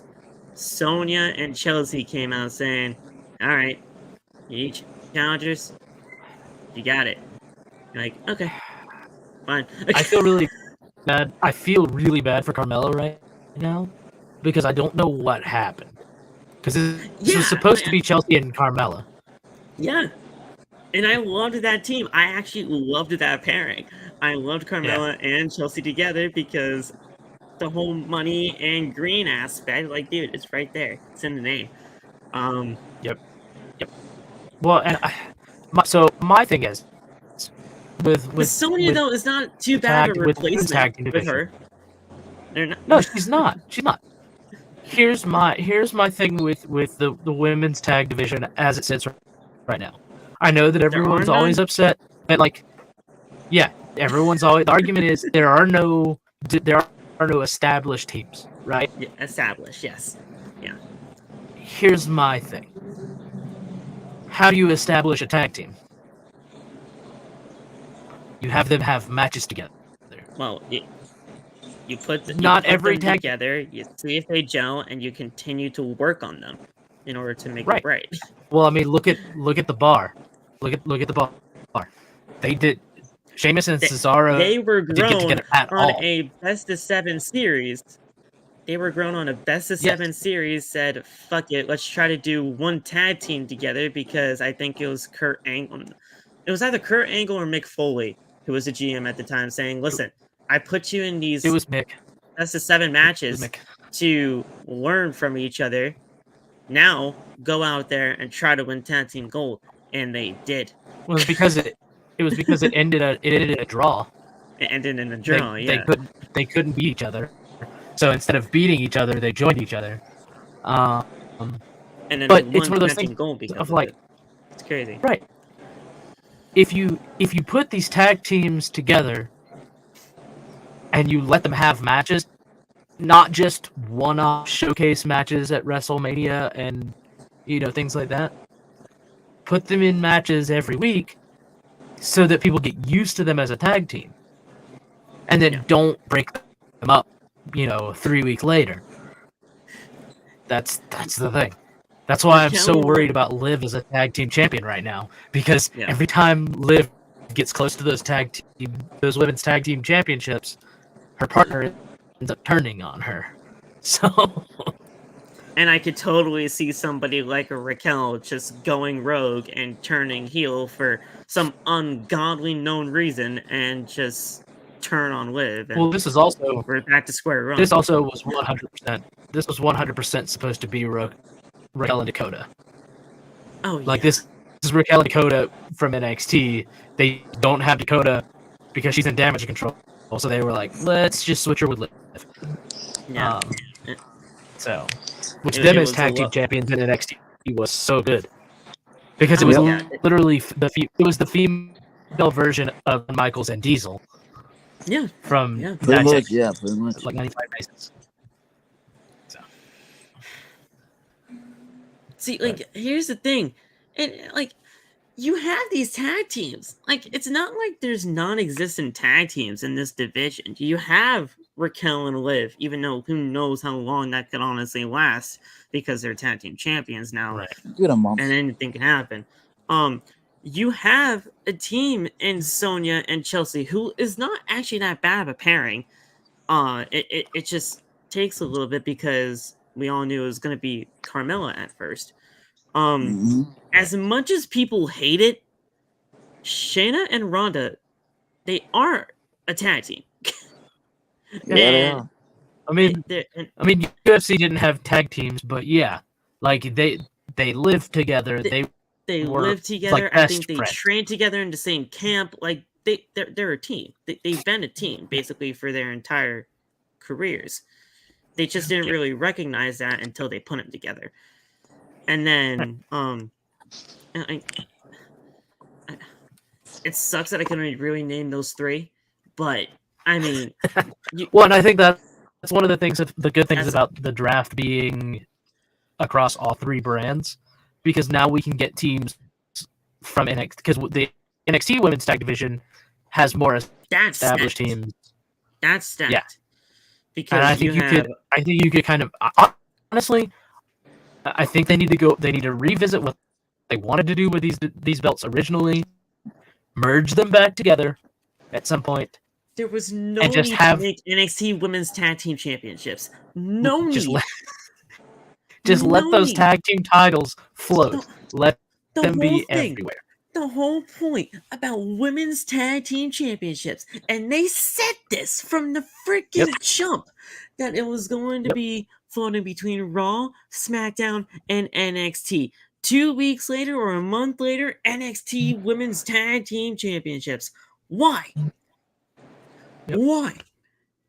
I don't get that. And what, you know what? While we're talking about tag team championships, I don't care if I did it on Twitter. I'm doing it here. Why in the fuck are we having these tag team championships for the men and having different type of rulings than the women's? Why? Yeah. Why can't we just have one set of tag team titles? I understand having one set of tag team titles. It means less opportunity for basically every tag team that's in the WWE right now. But OKC lost. Have the tag team champions for the men float between Raw and SmackDown. What's the problem with that? I don't see a problem with that. And I've been begging for that since 2016.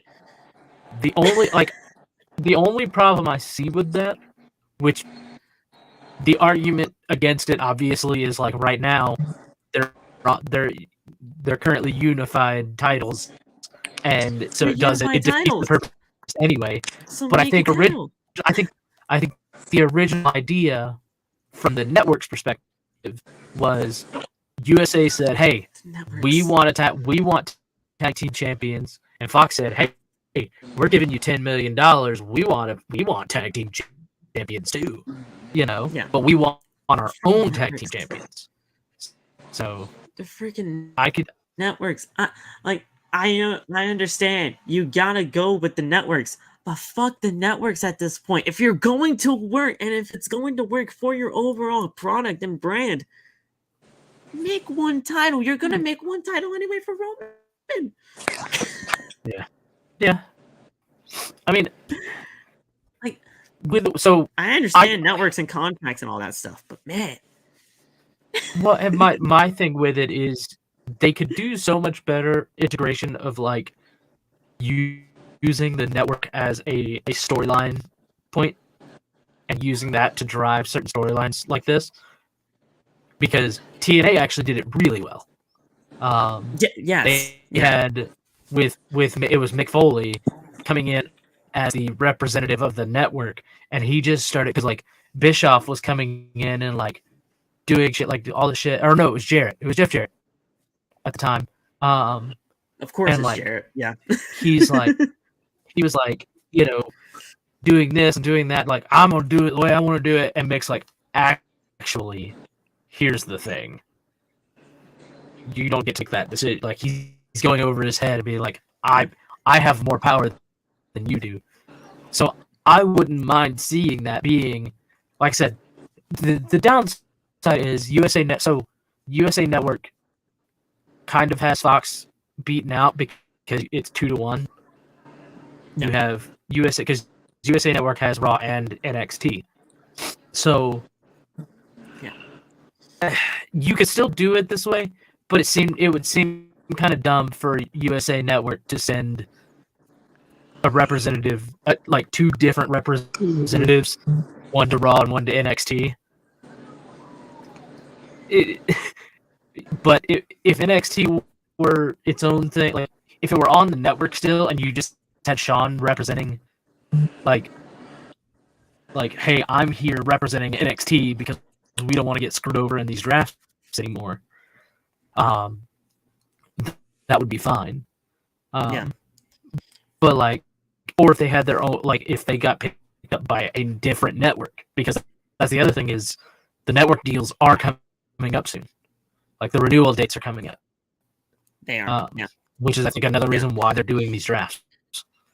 But so it would be great to just have, as part of the storyline leading into the draft, just have have USA say, you know what, we're gonna send.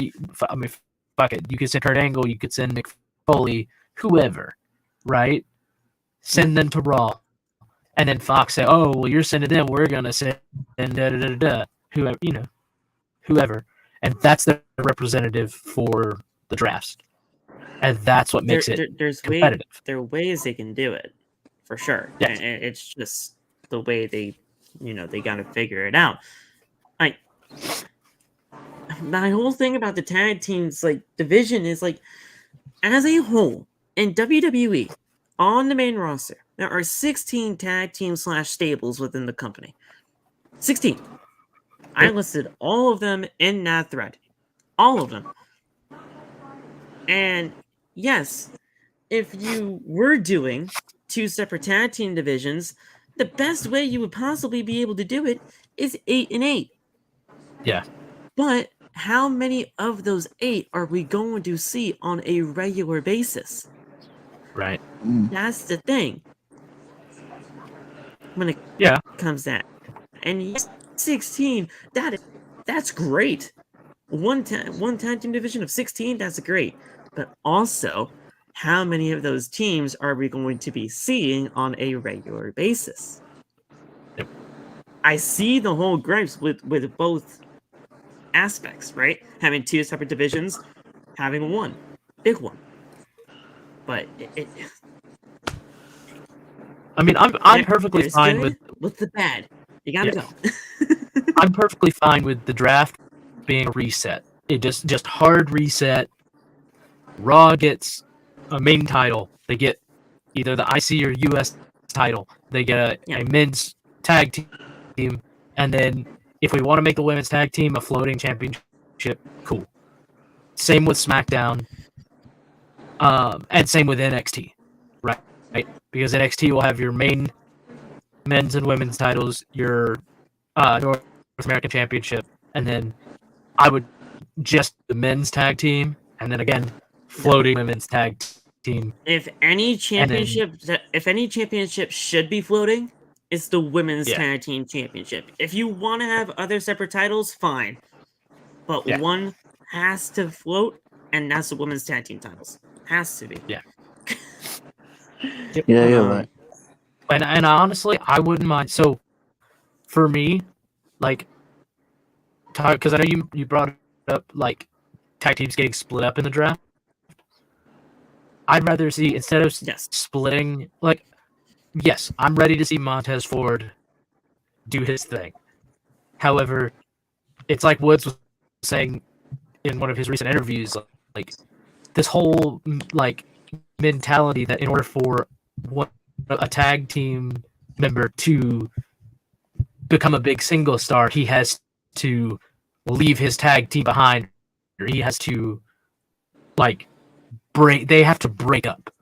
They have to turn on each other and get jealous. I'd rather have to see right. But that's like the go-to storyline in wrestling is, oh, my tag team partner is better than me and is getting a title opportunity.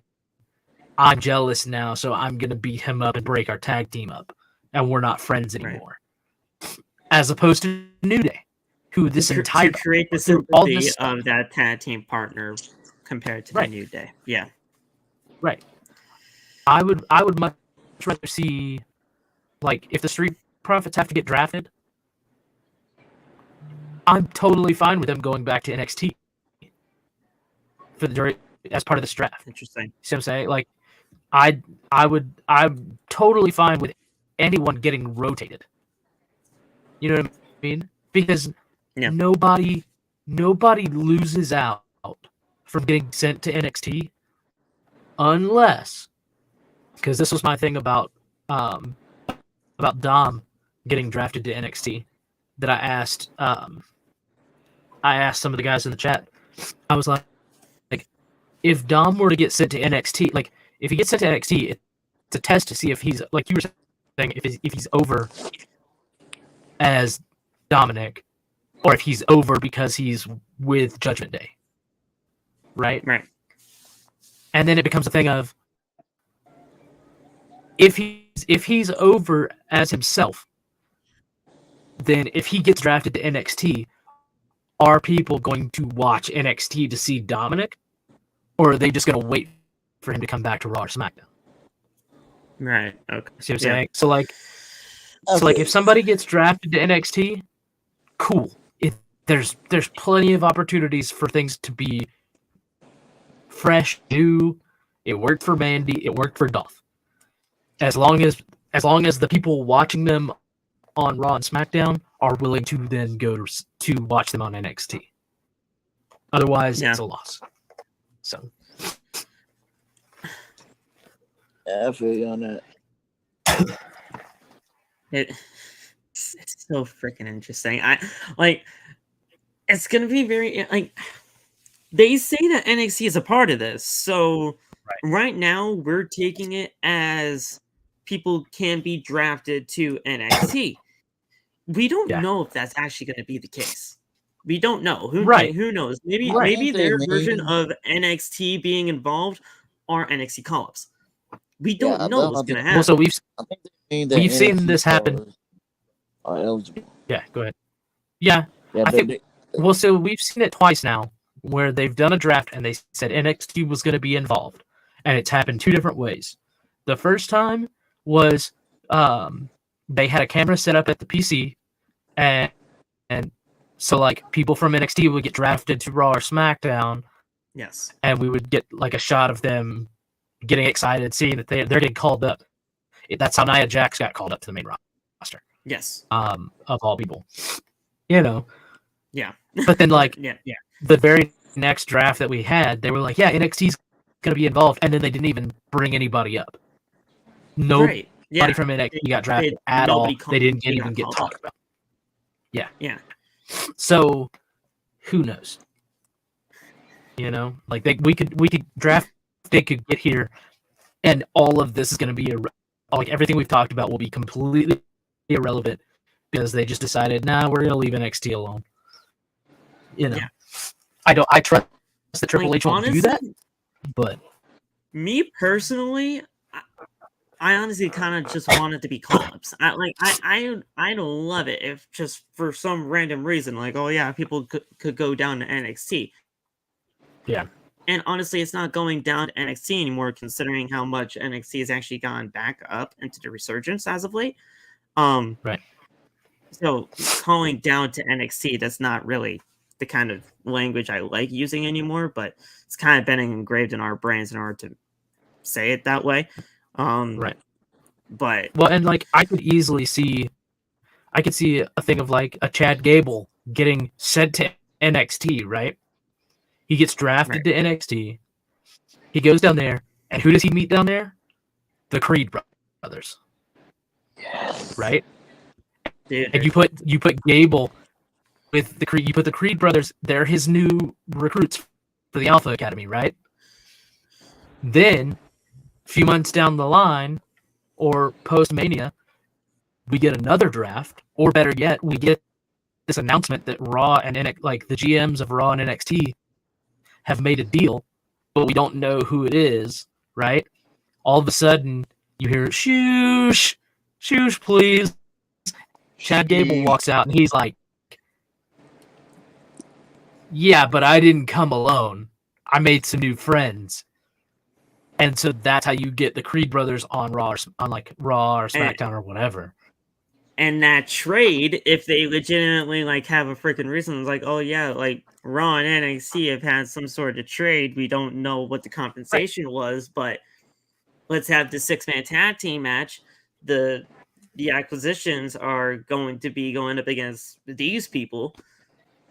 The normal Raw people make their way to the ring. They're waiting for the acquisitions, and then make the music happen. Friends didn't come alone. Boom. That's their main roster call-up. Well, and that's the thing is, like, again, I know we keep going back to this, but this whole Endeavor deal allows for them to bring a little bit more legitimacy to things like the draft and, like, the idea of trades being made. That's why this presentation is so key for me. Like, it's the idea of, like, you don't have to do this whole, like, superstar shakeup shit that they've done the last couple of years. Right. Just say, you put fans in position of power, and then you say, hey, I made some call. Like, let's say you 6-man tag that's out here, like, running roughshod over Raw, like, causing a whole bunch of trouble. And if Adam Pearce is running Raw, he's the gem of Raw. He's like, you know what? I'm tired of you guys. I made some phone calls, and I worked out a deal with NXT, and I got these guys. And you hit the music, and it's whoever. You know? totally fine. Yeah. So, Like,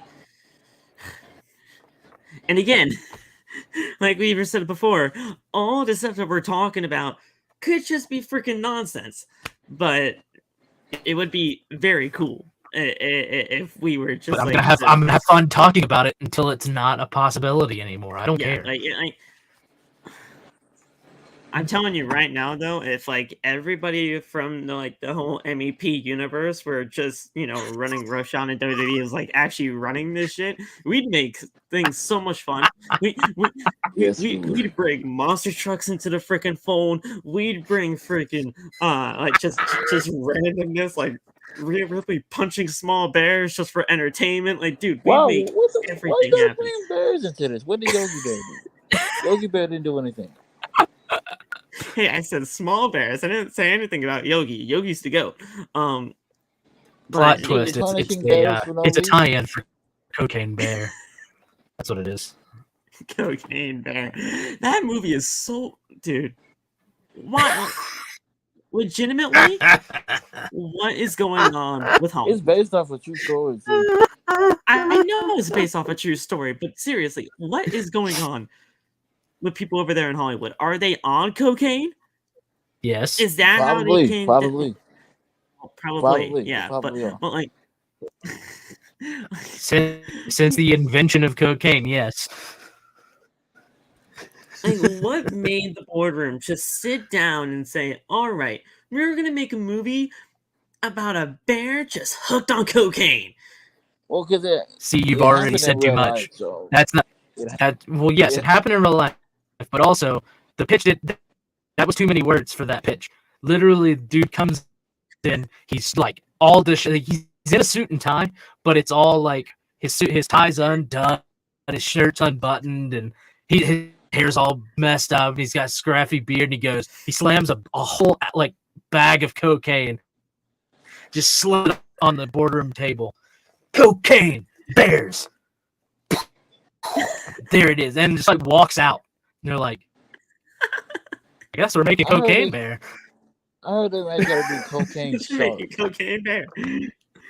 Yeah.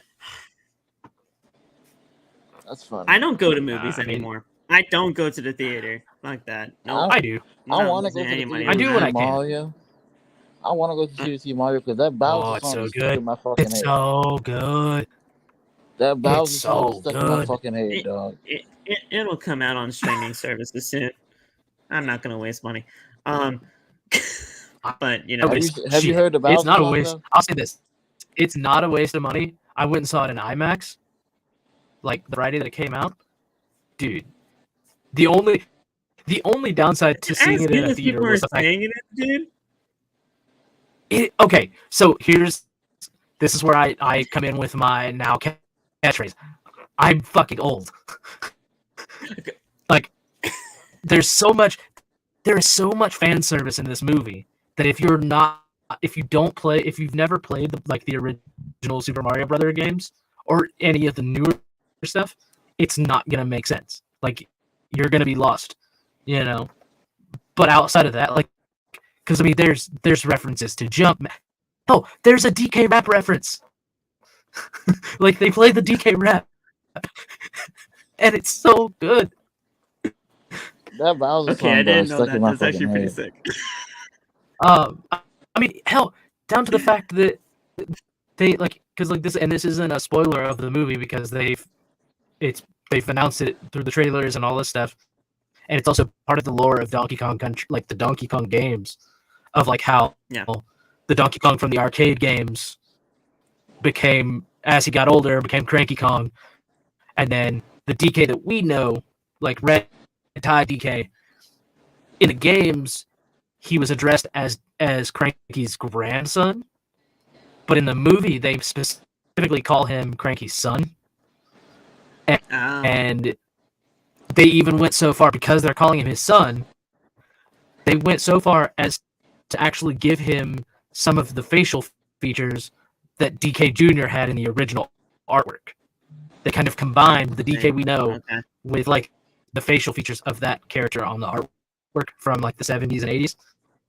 And so like it makes more sense, it's like, okay, he actually is DK Jr. from the arcade game. That's awesome. So That's I never played that, so I wouldn't know. you might have got me hooked. I don't know. I don't know. Like that. Look, I even have if you don't seen. care for the I have movie, seen. even if you don't care Yeah. for the movie, you gotta listen to the Bowser song, dog. That shit is so catchy. I mean, Jack Black is. It's such a perfect casting Peaches of Jack Black as Bowser. is so fucking catchy, dog. Yeah. Like, and I haven't even seen the damn movie. Yes, Peaches. I was gonna say, there's. Oh my God, yes. Phil's on TikTok. He's heard Peaches by now. This shit. I've It's definitely heard everywhere. like a lot of the songs that are in this movie, and like, dude, I'm a part of all of that. Like, dude, I've played so much of the Super Mario games. Like, I'd be totally like knowing of everything that's going to be happening in the movie. So, I like that. Right. That's not anything that I would be worried about. It's just The one thing I do want to know though is Yoshi in the movie. people overhype movies. That's the thing when it comes to me. Well, Deontay, I'll tell you this: there are Yoshis in the movie, and then I know that. I saw after that in that, the trailer, but like, do we see Right, my boy, right. the green one? Just make sure you stay for the post-credit scenes. Okay. So, post-credit scenes for there's Super Mario. there's two of them. What are they? Yeah, There's apparently two of them. There's There's a mid-credit scene that is Bowser. It's a reprise of Peaches. Oh Jesus! Oh, that God. is almost as good as the original. And then okay, all right. And then the last one is Oh yeah, dude. I mean, the movie is essentially it's everything that they wanted to do with both the Super Mario Brothers Super Show that had Captain Lou Albano. Okay. So it's everything they wanted to do with that, as well as everything that the other Super Mario Brothers movie was supposed to be. That was garbage. That was so because bad. there is concept art and there are like scripts from like pre-production where that was supposed to be much more of a fantasy style movie of them actually going to the Mushroom Kingdom. Like the Dino City stuff was only supposed to be a small section of the movie. But then things got changed. It was, late 80s, early 90s, turning video game movies into these weird post-apocalyptic things was the trend at the time. And so that's kind of what happened. And the fact that they kept firing the writers and the directors at the last, they went through so many different things like that. But yeah. All right, so let's get through these final two matches. One of them legitimately took 15 seconds, so that's not going to be too much talked about there, and then we'll get into our main event. And yes, whoever's going to be watching this after the fact, because I can just tell by our viewership numbers right now, notifications didn't go out. That's YouTube's fault. That's always YouTube's fault. But whoever's watching this later, yes, we did talk about the Super Mario movie for like a good 10-12 minutes. So there you go. Have a good time with that. I do want to say before we get into Shinsuke had his return. He had a squash match with Madcap Moss. It was, basically doing Shinsuke's moves, Kinshasa over 1, 2, 3. We'll talk about what happened afterwards, though, because he's going into a feud, which I think is going to be great for both people.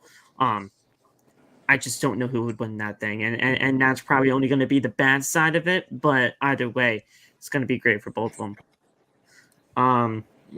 Before we do, though, get into the talk about Karrion Kross and Shinsuke, I did forget to mention the fact of Paul Heyman basically getting Solo Sikoa to speak for like the first time in War of the main roster, I should say. In War of the main roster, he hasn't talked on the main roster. He hasn't spoken on the main roster until now.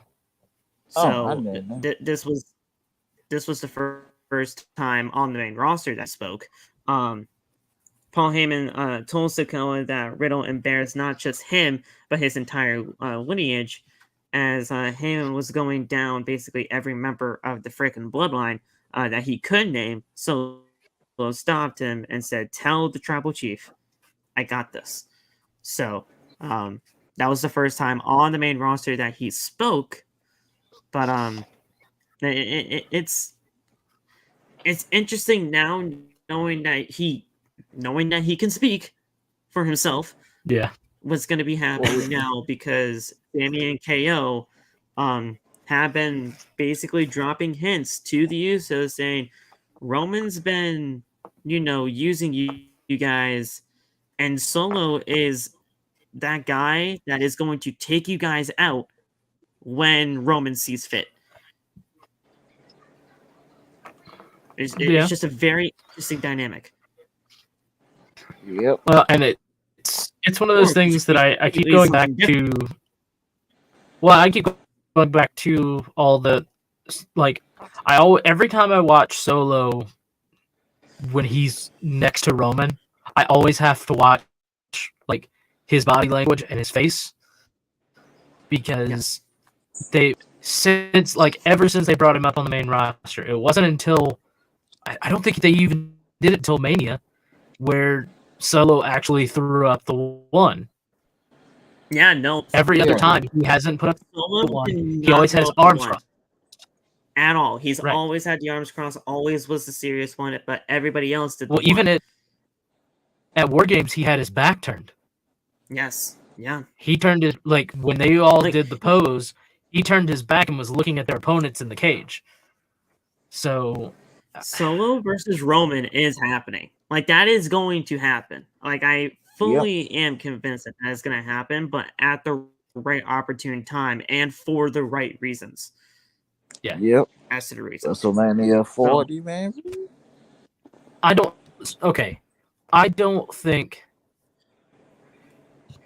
think Solo versus Roman is going to be the Mania match for Mania 40.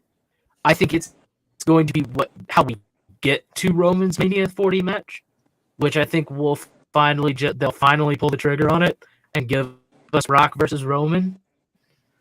But it's going to be Did Solo do it for the Rock? It needs to be non-title. Yes. Please. Well, here's what I'm thinking. I was fucking around. Are you being serious? Yes. Here's what I'm thinking. Okay. Here's where my mindset is. Once Roman has that singular title belt, obviously he's a little bit more vulnerable. You have him. I don't even care who it is that actually takes the belt off of him, right? It's caused by Solo, right? Him and Roman have they've been going back and forth. Whoever his opponent is got the better of him because him and Solo were in a tag match against them, and Solo didn't save Roman, right? He wasn't able to for whatever reason. Roman goes off on him. They get you get this Solo's just I'm gonna let you sit here and scream at me, but when you're done, I'm gonna come for you. I'm gonna come after you for the shit. Scream all you want to. And then get the title match right at the last, it almost picture perfect. I can see it in my brain. You either get on a spear and Solo slides in and pounces Roman as he's running for the spear, or Roman's going for a Superman punch. Solo pushes the opponent out of the way and spears Roman, right? And then takes the opponent, whoever the opponent is, throws him on top of Roman. 1, 2, 3, right? And then Roman now has lost everything because there's already been dissension with the Usos. They're already on the outs. Now he thought he had Solo, right? He thought at the very least he still had Solo and he still had his titles. Now he has nothing. So now he has nothing to lose, right? So he's going for Solo. He wants to know what's going on, right? This all gets into we're getting closer to Mania. Closer, we think we're getting. So we'll get to the it'll be the pay-per-view right before Mania. that's your Solo Roman match, right? And like they have their match, and like it put it as an I Quit match, right? Like essentially, you don't have to call it an I Quit match, but the idea of of Roman having to put the microphone in Solo's face, right, to get him to say I quit, because he wants to know who put him up to it, right? Because it's this whole thing of Solo, like even though we heard him speak now he goes quiet again, right? Yes. And he just refuses to tell Roman why he turned on him, why he attacked him, and who he's really working for, right? And then he's working for the real tribal chief of the NYE family. If you smell Rock. That's what I'm saying. Like, just have Solo say the word. Like, just have him say, you don't even say I did it for The Rock, right? You tell him I did it for the real tribal chief, or no, like I did it for the tribal chief, right? And Roman's like, no, I'm the tribal chief. He said, no, the real tribal chief. That's when you hit Rock. And then you hear, if you somehow, yeah. You can't tell me. You can't. It doesn't matter how much people wanted it this year. It works. It works. As disappointed as people were that it didn't happen this year, you cannot tell me that if that didn't happen, people wouldn't lose their shit. I would be at Mania 40, so I would love to see that. I will be at Mania 40, so I would love to see The Rock in person. It just works, and the thing is, like, there's a whole reason why Solo's a part of this. Like, yes, sure, Solo. Well, they said it at the is beginning that he was sent by the line. Like, he was legitimately sent by the elders. Yeah, yes. That's the thing. They said at the beginning he was sent by the elders to protect Roman. Right? Like, he's like, it's legitimately right there for the taking. And that's the one thing about the Bloodline story that, yeah, sure, I don't acknowledge Roman. It's not a thing. But like, he's not my legitimate dad, even though I think like that's legitimately what Roman fans have actually gone to at this point. Roman fans are crazy, man. But like it's just craziness. But like, that's the thing when it comes to this Bloodline story that nobody can really dispute, is that there are so many freaking layers when it comes to this story that as soon as you peel one layer off, there's another one. And then you just continue to try to peel off these layers, but every single way you turn, there's something else. And if you miss something, you miss something big. And it may seem small to you, like right now, like the whole thing about I'll just go into that detail right now. Paul Heyman turned to the Usos when he said the tribal chief is losing patience with you too. But he wasn't talking about Sami and KO. He was talking about the Usos, because he was staring them right in the face when the Usos were solely focused on Sami and KO. That's a detail that some people might not really understand until you go further. Yep. And you just got to continue to look at these minute details that are so big in the end. Oh, yeah. Yep. Like, it's right there. Yep. I love it, man. Oh, yeah. Now going into this whole thing with Scarlett, Cross, and Shinsuke, I think it's going to be a great feud for both of them. I do. The fact that Shinsuke came back tonight and got put right into a feud with somebody, I think that's great. But it's against Karrion, who we have not seen much of as of late, and when we have, it hasn't been working. I'll say it. It hasn't been working. Yeah. Are you guys looking forward to this like I am, or are you kind of skeptical? I'm looking forward to it. Well, I'm both. Yeah, I'm both. I'm looking forward to it, but at the same time, like, I think part of the reason why the Karrion Cross stuff isn't working is because the presence that he had on NXT, he was getting like the super push. Like almost detrimental. Well, now obviously detrimental super push, because like he's the guy that came in, and you had Keith Lee, who was a double champion, and then just got laid out by Cross, and then Cross gets pushed to the moon. He's basically unstoppable in NXT. Obviously, now that he's on the main roster, it's ever since they put that gimp suit on him, he has been just the first run on the main roster killed him. Yeah. But then now it's become a thing of they're wanting to present him as this dominant force that's just always looming in the background. The problem is he's always looming in the background and he's never on TV. Like, we don't see enough of him. I just thought about the tarot card thing doesn't work. The tarot card doesn't work. It doesn't read well on TV.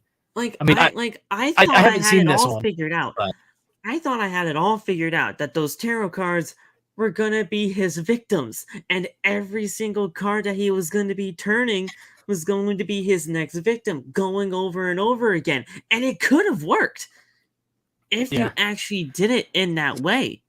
But you didn't. Yeah. The first tarot card was Rey Mysterio, and you never finished that story. Right. Well, my problem with the tarot cards is just they don't read well on TV. Like, they're not showing them, like, they're not zooming. If they're going to do the tarot card thing as him revealing his opponents or his victims or whatever, do it in a vignette where you can do it, where you can have camera cuts and you can zoom in on the card so that everyone can see what the card says, because nobody in that crowd can see him do this and read that card. Because the thing is, and it sucks for Madcap, because somehow Madcap is always just a link to this guy, and like he Karrion squashed Madcap on an episode of SmackDown, and then he held a tarot card with Rey Mysterio's face on it, and the camera was zoomed in, and it had the tarot card right there, right next to his face. So that's when I said, like, oh yeah, this could be the whole thing where the tarot cards are his victims, are his next victims, just depicted. And they did the whole thing with Rey Mysterio, but you never finished that story. We never really had a great conclusion with that. And then we didn't see him since. And now all of a sudden that Shinsuke is back, we have another tarot card with Shinsuke. But are we going to get a good conclusion with this one or not? I just thought about something. The perfect feud for Karrion Kross on the main roster. Bray Wyatt.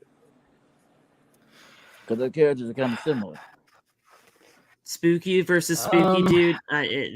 That wouldn't work for me, mainly because of the fact that you have these two people that legitimately look like dominant and can't lose, but somebody's going to lose in the end, and that's just going to be bad for both of them.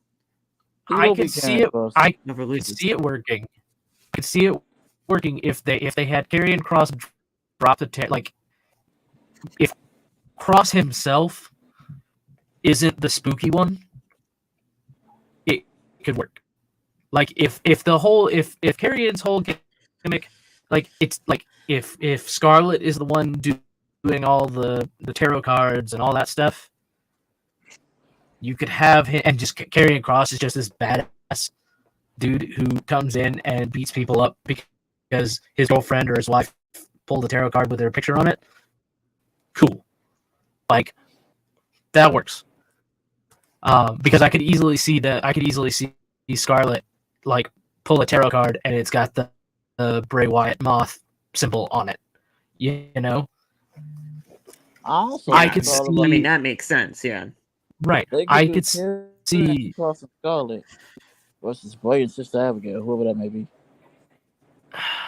Now, see, I don't want to see that. If the whole Wyatt 6 wasn't scrapped, I could definitely see that. But I don't think then again, what would happen? I am fully convinced that the Wyatt 6 was never actually a thing. There was never actually going to be a Wyatt 6. I think at one point at one point before he signed with Then what was the with point of having WWE. those people in the Huskus the Pig and the Buzzard thing? I And think like, that was what was the whole his point of return, bringing though. those people back to life? That was symbolic. That was a symbol. That wasn't an act. You weren't supposed to take that literally. That's people did. Bray, And because I know they did, but that's just a, so. and then there was this whole the picture way of I everybody saw it, standing together. well, yes, but that was a backstage picture, dude. That was a picture plus it was backstage his return. of them People just buy into celebrating. that stuff, dude. People buy into that stuff, and then they think everything is gonna happen, and they think Yes, and yes, And that's see, but I on think- them. and see, I guess and see, I think that's the what thing. I think that's the problem. You had is the that story. people set this up for themselves. There wasn't. and that's why I think- people think Bray's run has been a failure when it hasn't. Y'all setting yourselves up saying, "Oh, this gonna happen, this gonna happen," and then when it ain't happening, it was supposed to be y'all- something great, and then they scrapped things when it could have worked. Also, I think Okay, so Bray and- here's my thing. Here's my thing with it. I And think now that he's sick, and we don't know where the hell he is. I think that at one point, before he was going to re-sign with WWE, I very much think that he had planned, because obviously he had talked to like Tony Khan and all those guys. I think there was legitimately an offer on the table for him to come in and take over Dark Order. And that was the whole thing of Wyndham 6 originally, right? Wyndham 6, yeah, and that was Right. his handle for Right. so long. Because that one, the math added up on that one, right? It was already there. It was right there, right in front of you. However, Bray's also one of these people that he'll put the most obvious thing right in front of your face as a red herring. So he's obviously doing that to throw you off course of what he's actually going to do. And so when he came back at Extreme Rules, when they started showing all the Funhouse characters as not as puppets, but as, full-size characters, there's a reason why they went back and showed you the inside of the Funhouse and why it was all covered in cobwebs and it hadn't been used, right? It had been been left abandoned, right? And then shortly after that, there's a promo segment from Bray, and he's like, "Hey, who opened the door?" Right? It's this idea of he was telling you someone all of my shit, they're all characters of him. They're all representations of him. And now they're loose. He was keeping them, but I don't think it was supposed to be personalities actual of people. himself. Right, Right. For personalities of himself, Not and supposed to be people actual took it as separate people. Right. And Anytime, That's what I thought it was. It was anytime like a there was- Cactus Jack yeah. type thing. It was like a Mick Foley, Three Faces of Foley. Instead of Three Faces of Foley, we got well, Six and it Faces wasn't of even so Wally. much that. It wasn't even so much of a, because like I said when we were getting all the Uncle Howdy stuff, I was like, I'm thoroughly convinced that we're never going to actually see Uncle Howdy take off that mask. We're not supposed to. Right. And the We're not thing supposed to. is, when Uncle Howdy became a thing, I mean, that was easily Bo Dallas right there, or We people knew who it thought was. But that's the it thing. was Bo. Right. We knew who it was. We knew that it was Bo Dallas. But that's just it. It doesn't matter. It doesn't matter that Bo Dallas is playing the character. That, within the context of this storyline, that's never going to be anybody but Uncle Howdy. Yes. Right? Yeah. No. Bo Dallas was never going to be revealed. No. Right. Because if he Right. is revealed, it's not Uncle Howard. That's just Bo Dallas. That's just Bo Dallas. Well, it's not even that. It doesn't make sense. It makes no It sense doesn't. for this Sure, guy to be this other representation. It's literally just supposed to be this thing of Bray's having to fight with his demons. Yes. Right? And it's this thing. It's always been about that. It's always been about Bray having to fight his inner demons. All the fun, if you go back and watch all the Funhouse stuff, almost every single clip from the Funhouse has stuff about the puppets saying that they're being held there against their will. They don't want to be there. Yeah. And that's because his dissociative identity disorder, which is essential. That's why they did the whole thing with the one QR code with the doctor's notes and all that stuff. they're showing you this man has DID. It's not even so much that he, like, if you put him in the ring with someone, you might get Bray, you might get the Fiend, you might get this Uncle Howdy dude, whoever he is. Like, he doesn't even know who all of his personalities are because he hasn't met them all yet. Yes. Right? Yeah. But then something happened to him while he was gone, and something snapped, and now he doesn't have control anymore, right? Or this is where I think they were going. Now, when they did the lights out, the pitch black match, I think they threw all that shit out the window because they had Howdy and all that stuff getting involved. So I don't know at this point, but I think that's where they were going to go before. I think it very much would have eventually led to Bray versus Uncle Howdy because he needs to get in. He has to get all of his inner voices and his other personalities in check. So I think another thing is, and now he's sick, and we have no idea where he is. So, right. Another thing, we just gotta be patient with Bray, bro. We're gonna get our answers eventually. We just gotta be patient. Yeah. I mean, that's the whole thing with I'm going to just say, hey, this is the entire story. He was going to take you for a ride. It just wasn't going to be, the ride that apparently people want to take. Because I'm telling you right now, the whole thing about this Y6 was not to face Bobby Lashley at WrestleMania. It was not. It was going to be something completely different, and it just never materialized to that. Speaking of, can y'all stop blaming Bray Wyatt for Bobby Lashley missing WrestleMania? That is not his fault. That is not his fault. Bobby Lashley didn't miss WrestleMania. Whoa, he didn't miss WrestleMania. He was there. Yeah, but that doesn't. Just because he didn't have a match, having a match and missing WrestleMania are two completely different things. He not only was there, he not only was in attendance. He not only was in attendance, but he walked out on the stage with his big ass trophy. And he's the only one that has won that trophy and carried it himself. So onto the WrestleMania stage, yeah. I just hate that people are blaming Bray Wyatt for that. Like, that's not his fault. I mean, people are going to blame Bray for anything that they can. Yeah. But and it's this thing. It's this classic trope with horror movies and how sequels are done.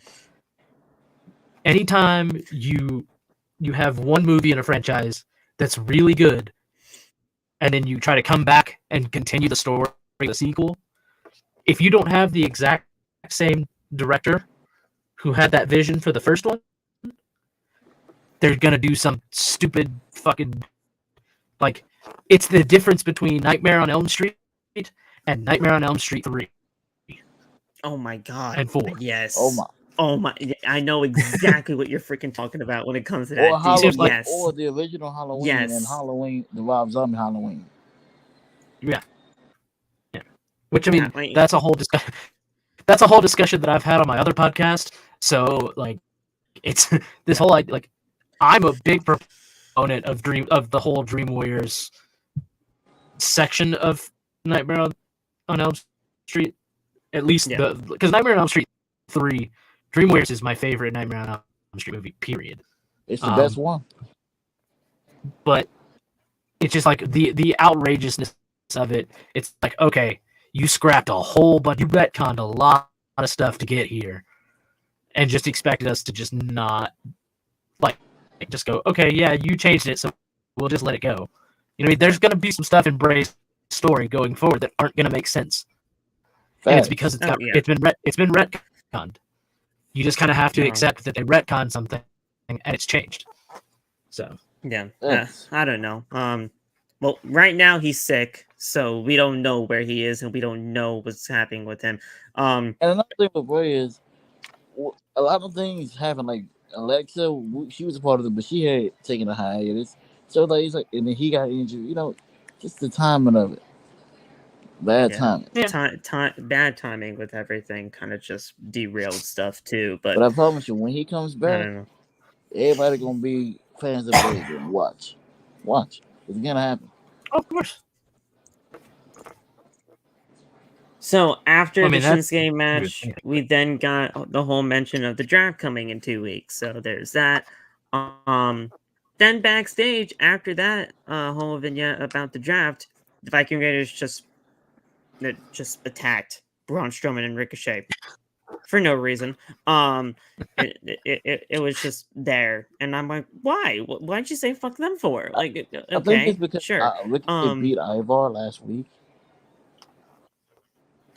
I mean, I guess, but It's historically, it is known historically. It's a historical fact that Vikings hated bald people.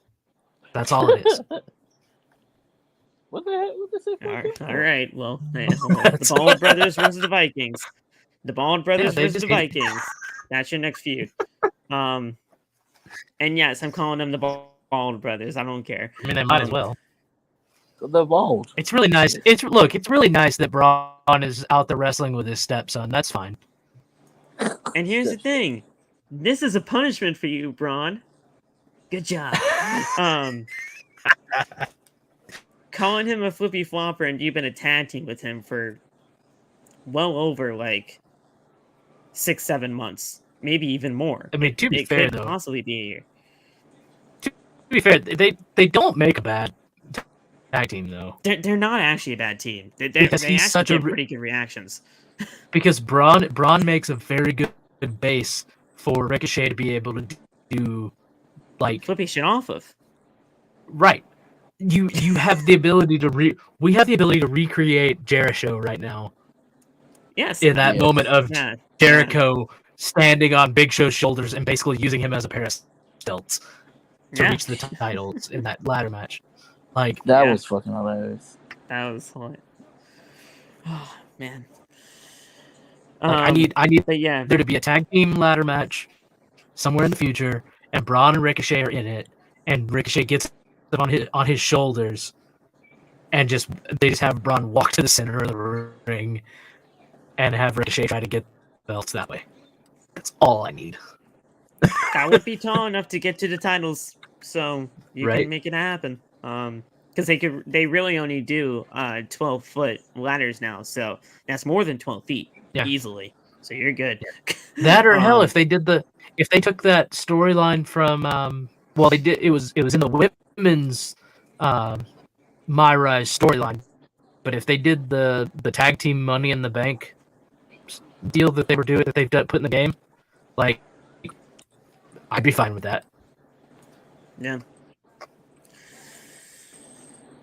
I don't know. But yeah, the Bald Brothers versus the Vikings. There you go. Then we had Matt Riddle versus Solo Sikoa in the main event. Very, very good match here with these two. It's Matt Riddle and Solo Sikoa. They weren't gonna shit the bed. This was before that, the whole thing of Paul Heyman saying the Tribal Chiefs losing patience with you. That happened before the match, and then everything kind of got started. Solo Sikoa won the match. Solo Sikoa only lost one time on the main roster, and that was to Cody Rhodes. He was not losing any other time, so Solo winning against Sammy, KO, and Riddle honestly only made sense. So Solo winning here, it wasn't all that shocking to me, especially with everything going down. So we'll see where things go, but we're drawing closer to that 6-man tag. Yeah. So Owens and Zayn, they were getting into it with the Usos at ringside. Owens and Zayn brawled with them. Riddle then came off top rope, but Sikoa caught him with a kick to the stomach. He then hit a Samoan spike and got the win. Trust me, guys, it was not that short of a match, but yeah, that was the ending sequence, and yeah, it was just overall a very decent SmackDown. Just good stuff going there when it comes to storyline progression with the Bloodline. when you watch SmackDown, you're just expecting Bloodline story throughout the entire show and stuff sprinkled in between. Other than that, it's just SmackDown. But it's there's usually good SmackDown pieces around that to make the Bloodline stuff that much better. So you're good there. It was SmackDown, which is SmackDown, why SmackDown. I'm really hoping to get some good shakeups with this draft, like just so that we have a little bit of a rotation. You know, I don't mind the Bloodline being the whole thing about SmackDown because obviously that's what it's been for the majority of the time. But let's shake things up a little bit. Let's get more stuff than just the Bloodline stuff going. Right. So that was it. I'm not gonna lie. If it wasn't for talking about Super Mario's and other things, this definitely would not have been 2.5 hours. Gotta get you those mid rolls, Here's man. the thing, guys. If you've been a part of OTB for as long as you have, I mean, we're in episode 350 of these now.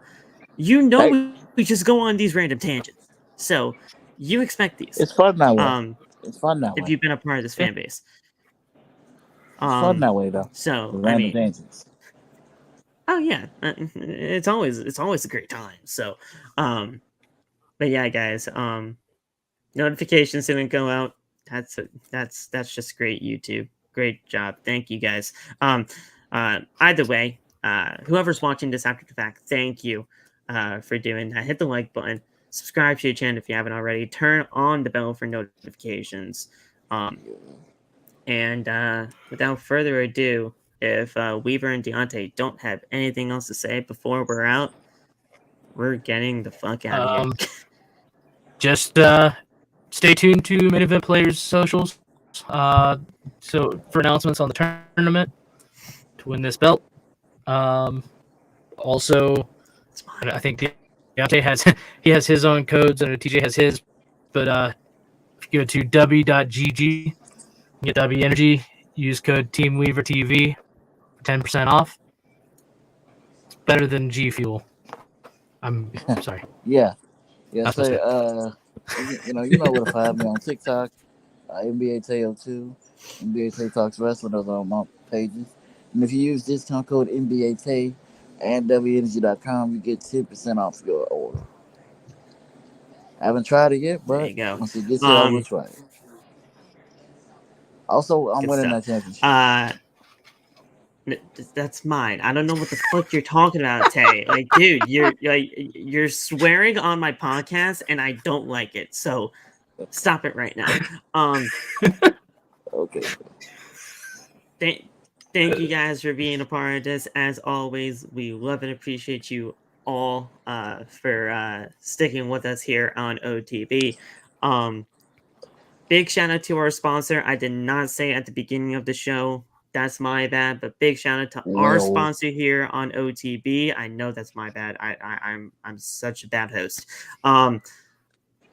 SeatGeek. SeatGeek is an official sponsor of OTB. You use the code OTB at checkout. You get $20 off your first purchase, which is absolutely an amazing deal. So if you're going to a wrestling event near you, use code OTB at checkout for your first purchase, and you get $20 off. So that's great. Thank you, SeatGeek, for being a part of the OTB family. Make sure you go do everything. It's all down there in the description for you guys, and nice, in nice subsections. That way, it's all organized for you guys. Our TikToks and everything, social medias. Our sponsor is down there, so you guys can go do that. Our merch and everything, it's all down there, nice and organized and ready to go. So thank you for being a part of this, and we'll see you tomorrow. As we'll talk about CM Punk. Talk about the other CM Punk, the other Phil. He's making the rounds as of late. He's making the rounds as of late, and he is possibly coming back to All Elite Wrestling. I don't even think it's possible. I think he legitimately is coming back. People are just gonna have to accept it. But we'll talk about it. That reminds me of a TikTok I have to post about this. So we will talk about it, and it's going to be fantastic to talk about. I don't know how many people are actually going to be a part of that thing because you know Punk is a huge talking point. Loft might just be in there just to say fuck Punk. Who knows? So that's just going to be fantastic. But yeah, it's going to be a fun time, and we're going to be talking about all things CM Punk, possibly coming back to AEW apparently right before Forbidden Door. So who knows? Yeah. It's very Loft is my first opponent in the bracket for this tournament. I'm almost tempted to go switch all my gear to Punk inspired gear. That way, when I beat him, it hurts even more. Put the stars on your trunks and everything like that. Get the kick pads. Do it. Do it. The problem is I don't have a. I mean, I could probably replicate the straight. If there was a CM Punk entrance, dude, I would just switch my entrance to that just to fuck with him. I don't think there is. I don't think there is. Wait, if there was, actually, I take that back. I know for a fact there's taunts. His taunts are in the game. Oh yeah, the whole thing where he's doing and some of his that and like his top rope, checking his wrist and all that stuff. So I mean, I wouldn't be surprised if it's somewhere in there. The whole elbow thing, the Bailey elbow drop that she does, like raising the arms and then going for the elbow, that was Punk's thing. Yeah, dude. Yeah. Well, the only reason I'm not. Yeah, the problem is I've already designed my character around my black mask.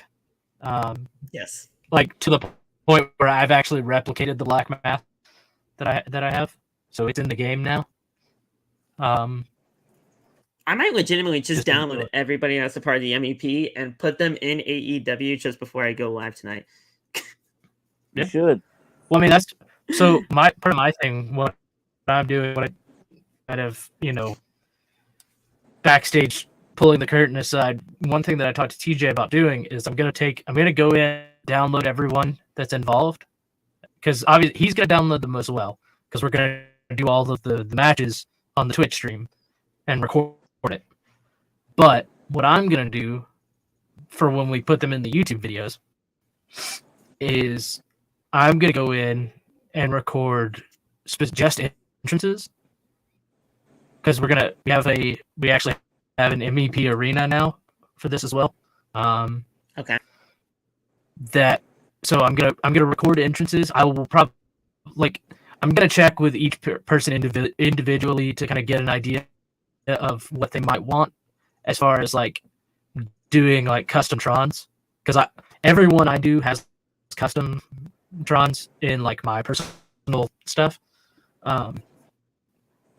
So I can go in and make those and pull the audio out of the game and just dub in whatever music we want for entrance music. Obviously, we have to be careful about copyrights, but I mean, I found mine. I sent it to TJ for sure, but I'll put it in the other chat later. I have my actual I have my entrance with the music that I would use on my TikTok. If you wanted to look at that, I'll send you the video. Honestly, there's actually a song on TikTok saying "Welcome to the main event." I heard it earlier. Yeah. Is welcome to the main event. It's a song on TikTok. So it's the one. It's the one that if it's the one I'm thinking of, it's the one we use for the intro for the stream. I don't know. It would be. I don't know, because it's in all of the main event player video, all the stuff we've done with Stomp Wrestling.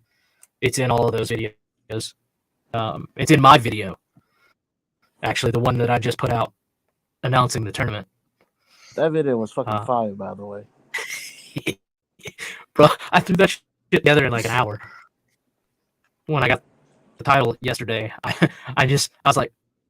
threw on I got dressed up, put the mask on, recorded all that stuff with my new camera, and then came in here, sat down, typed up a script real quick, and recorded the audio, recorded the vocals of me reading that script, and then just did the voiceover for it, just dubbed it over. So, which is also why I made a point to tag WWE games. I'm like, this is my official, unofficial audition for next year's voice cast for 2K24.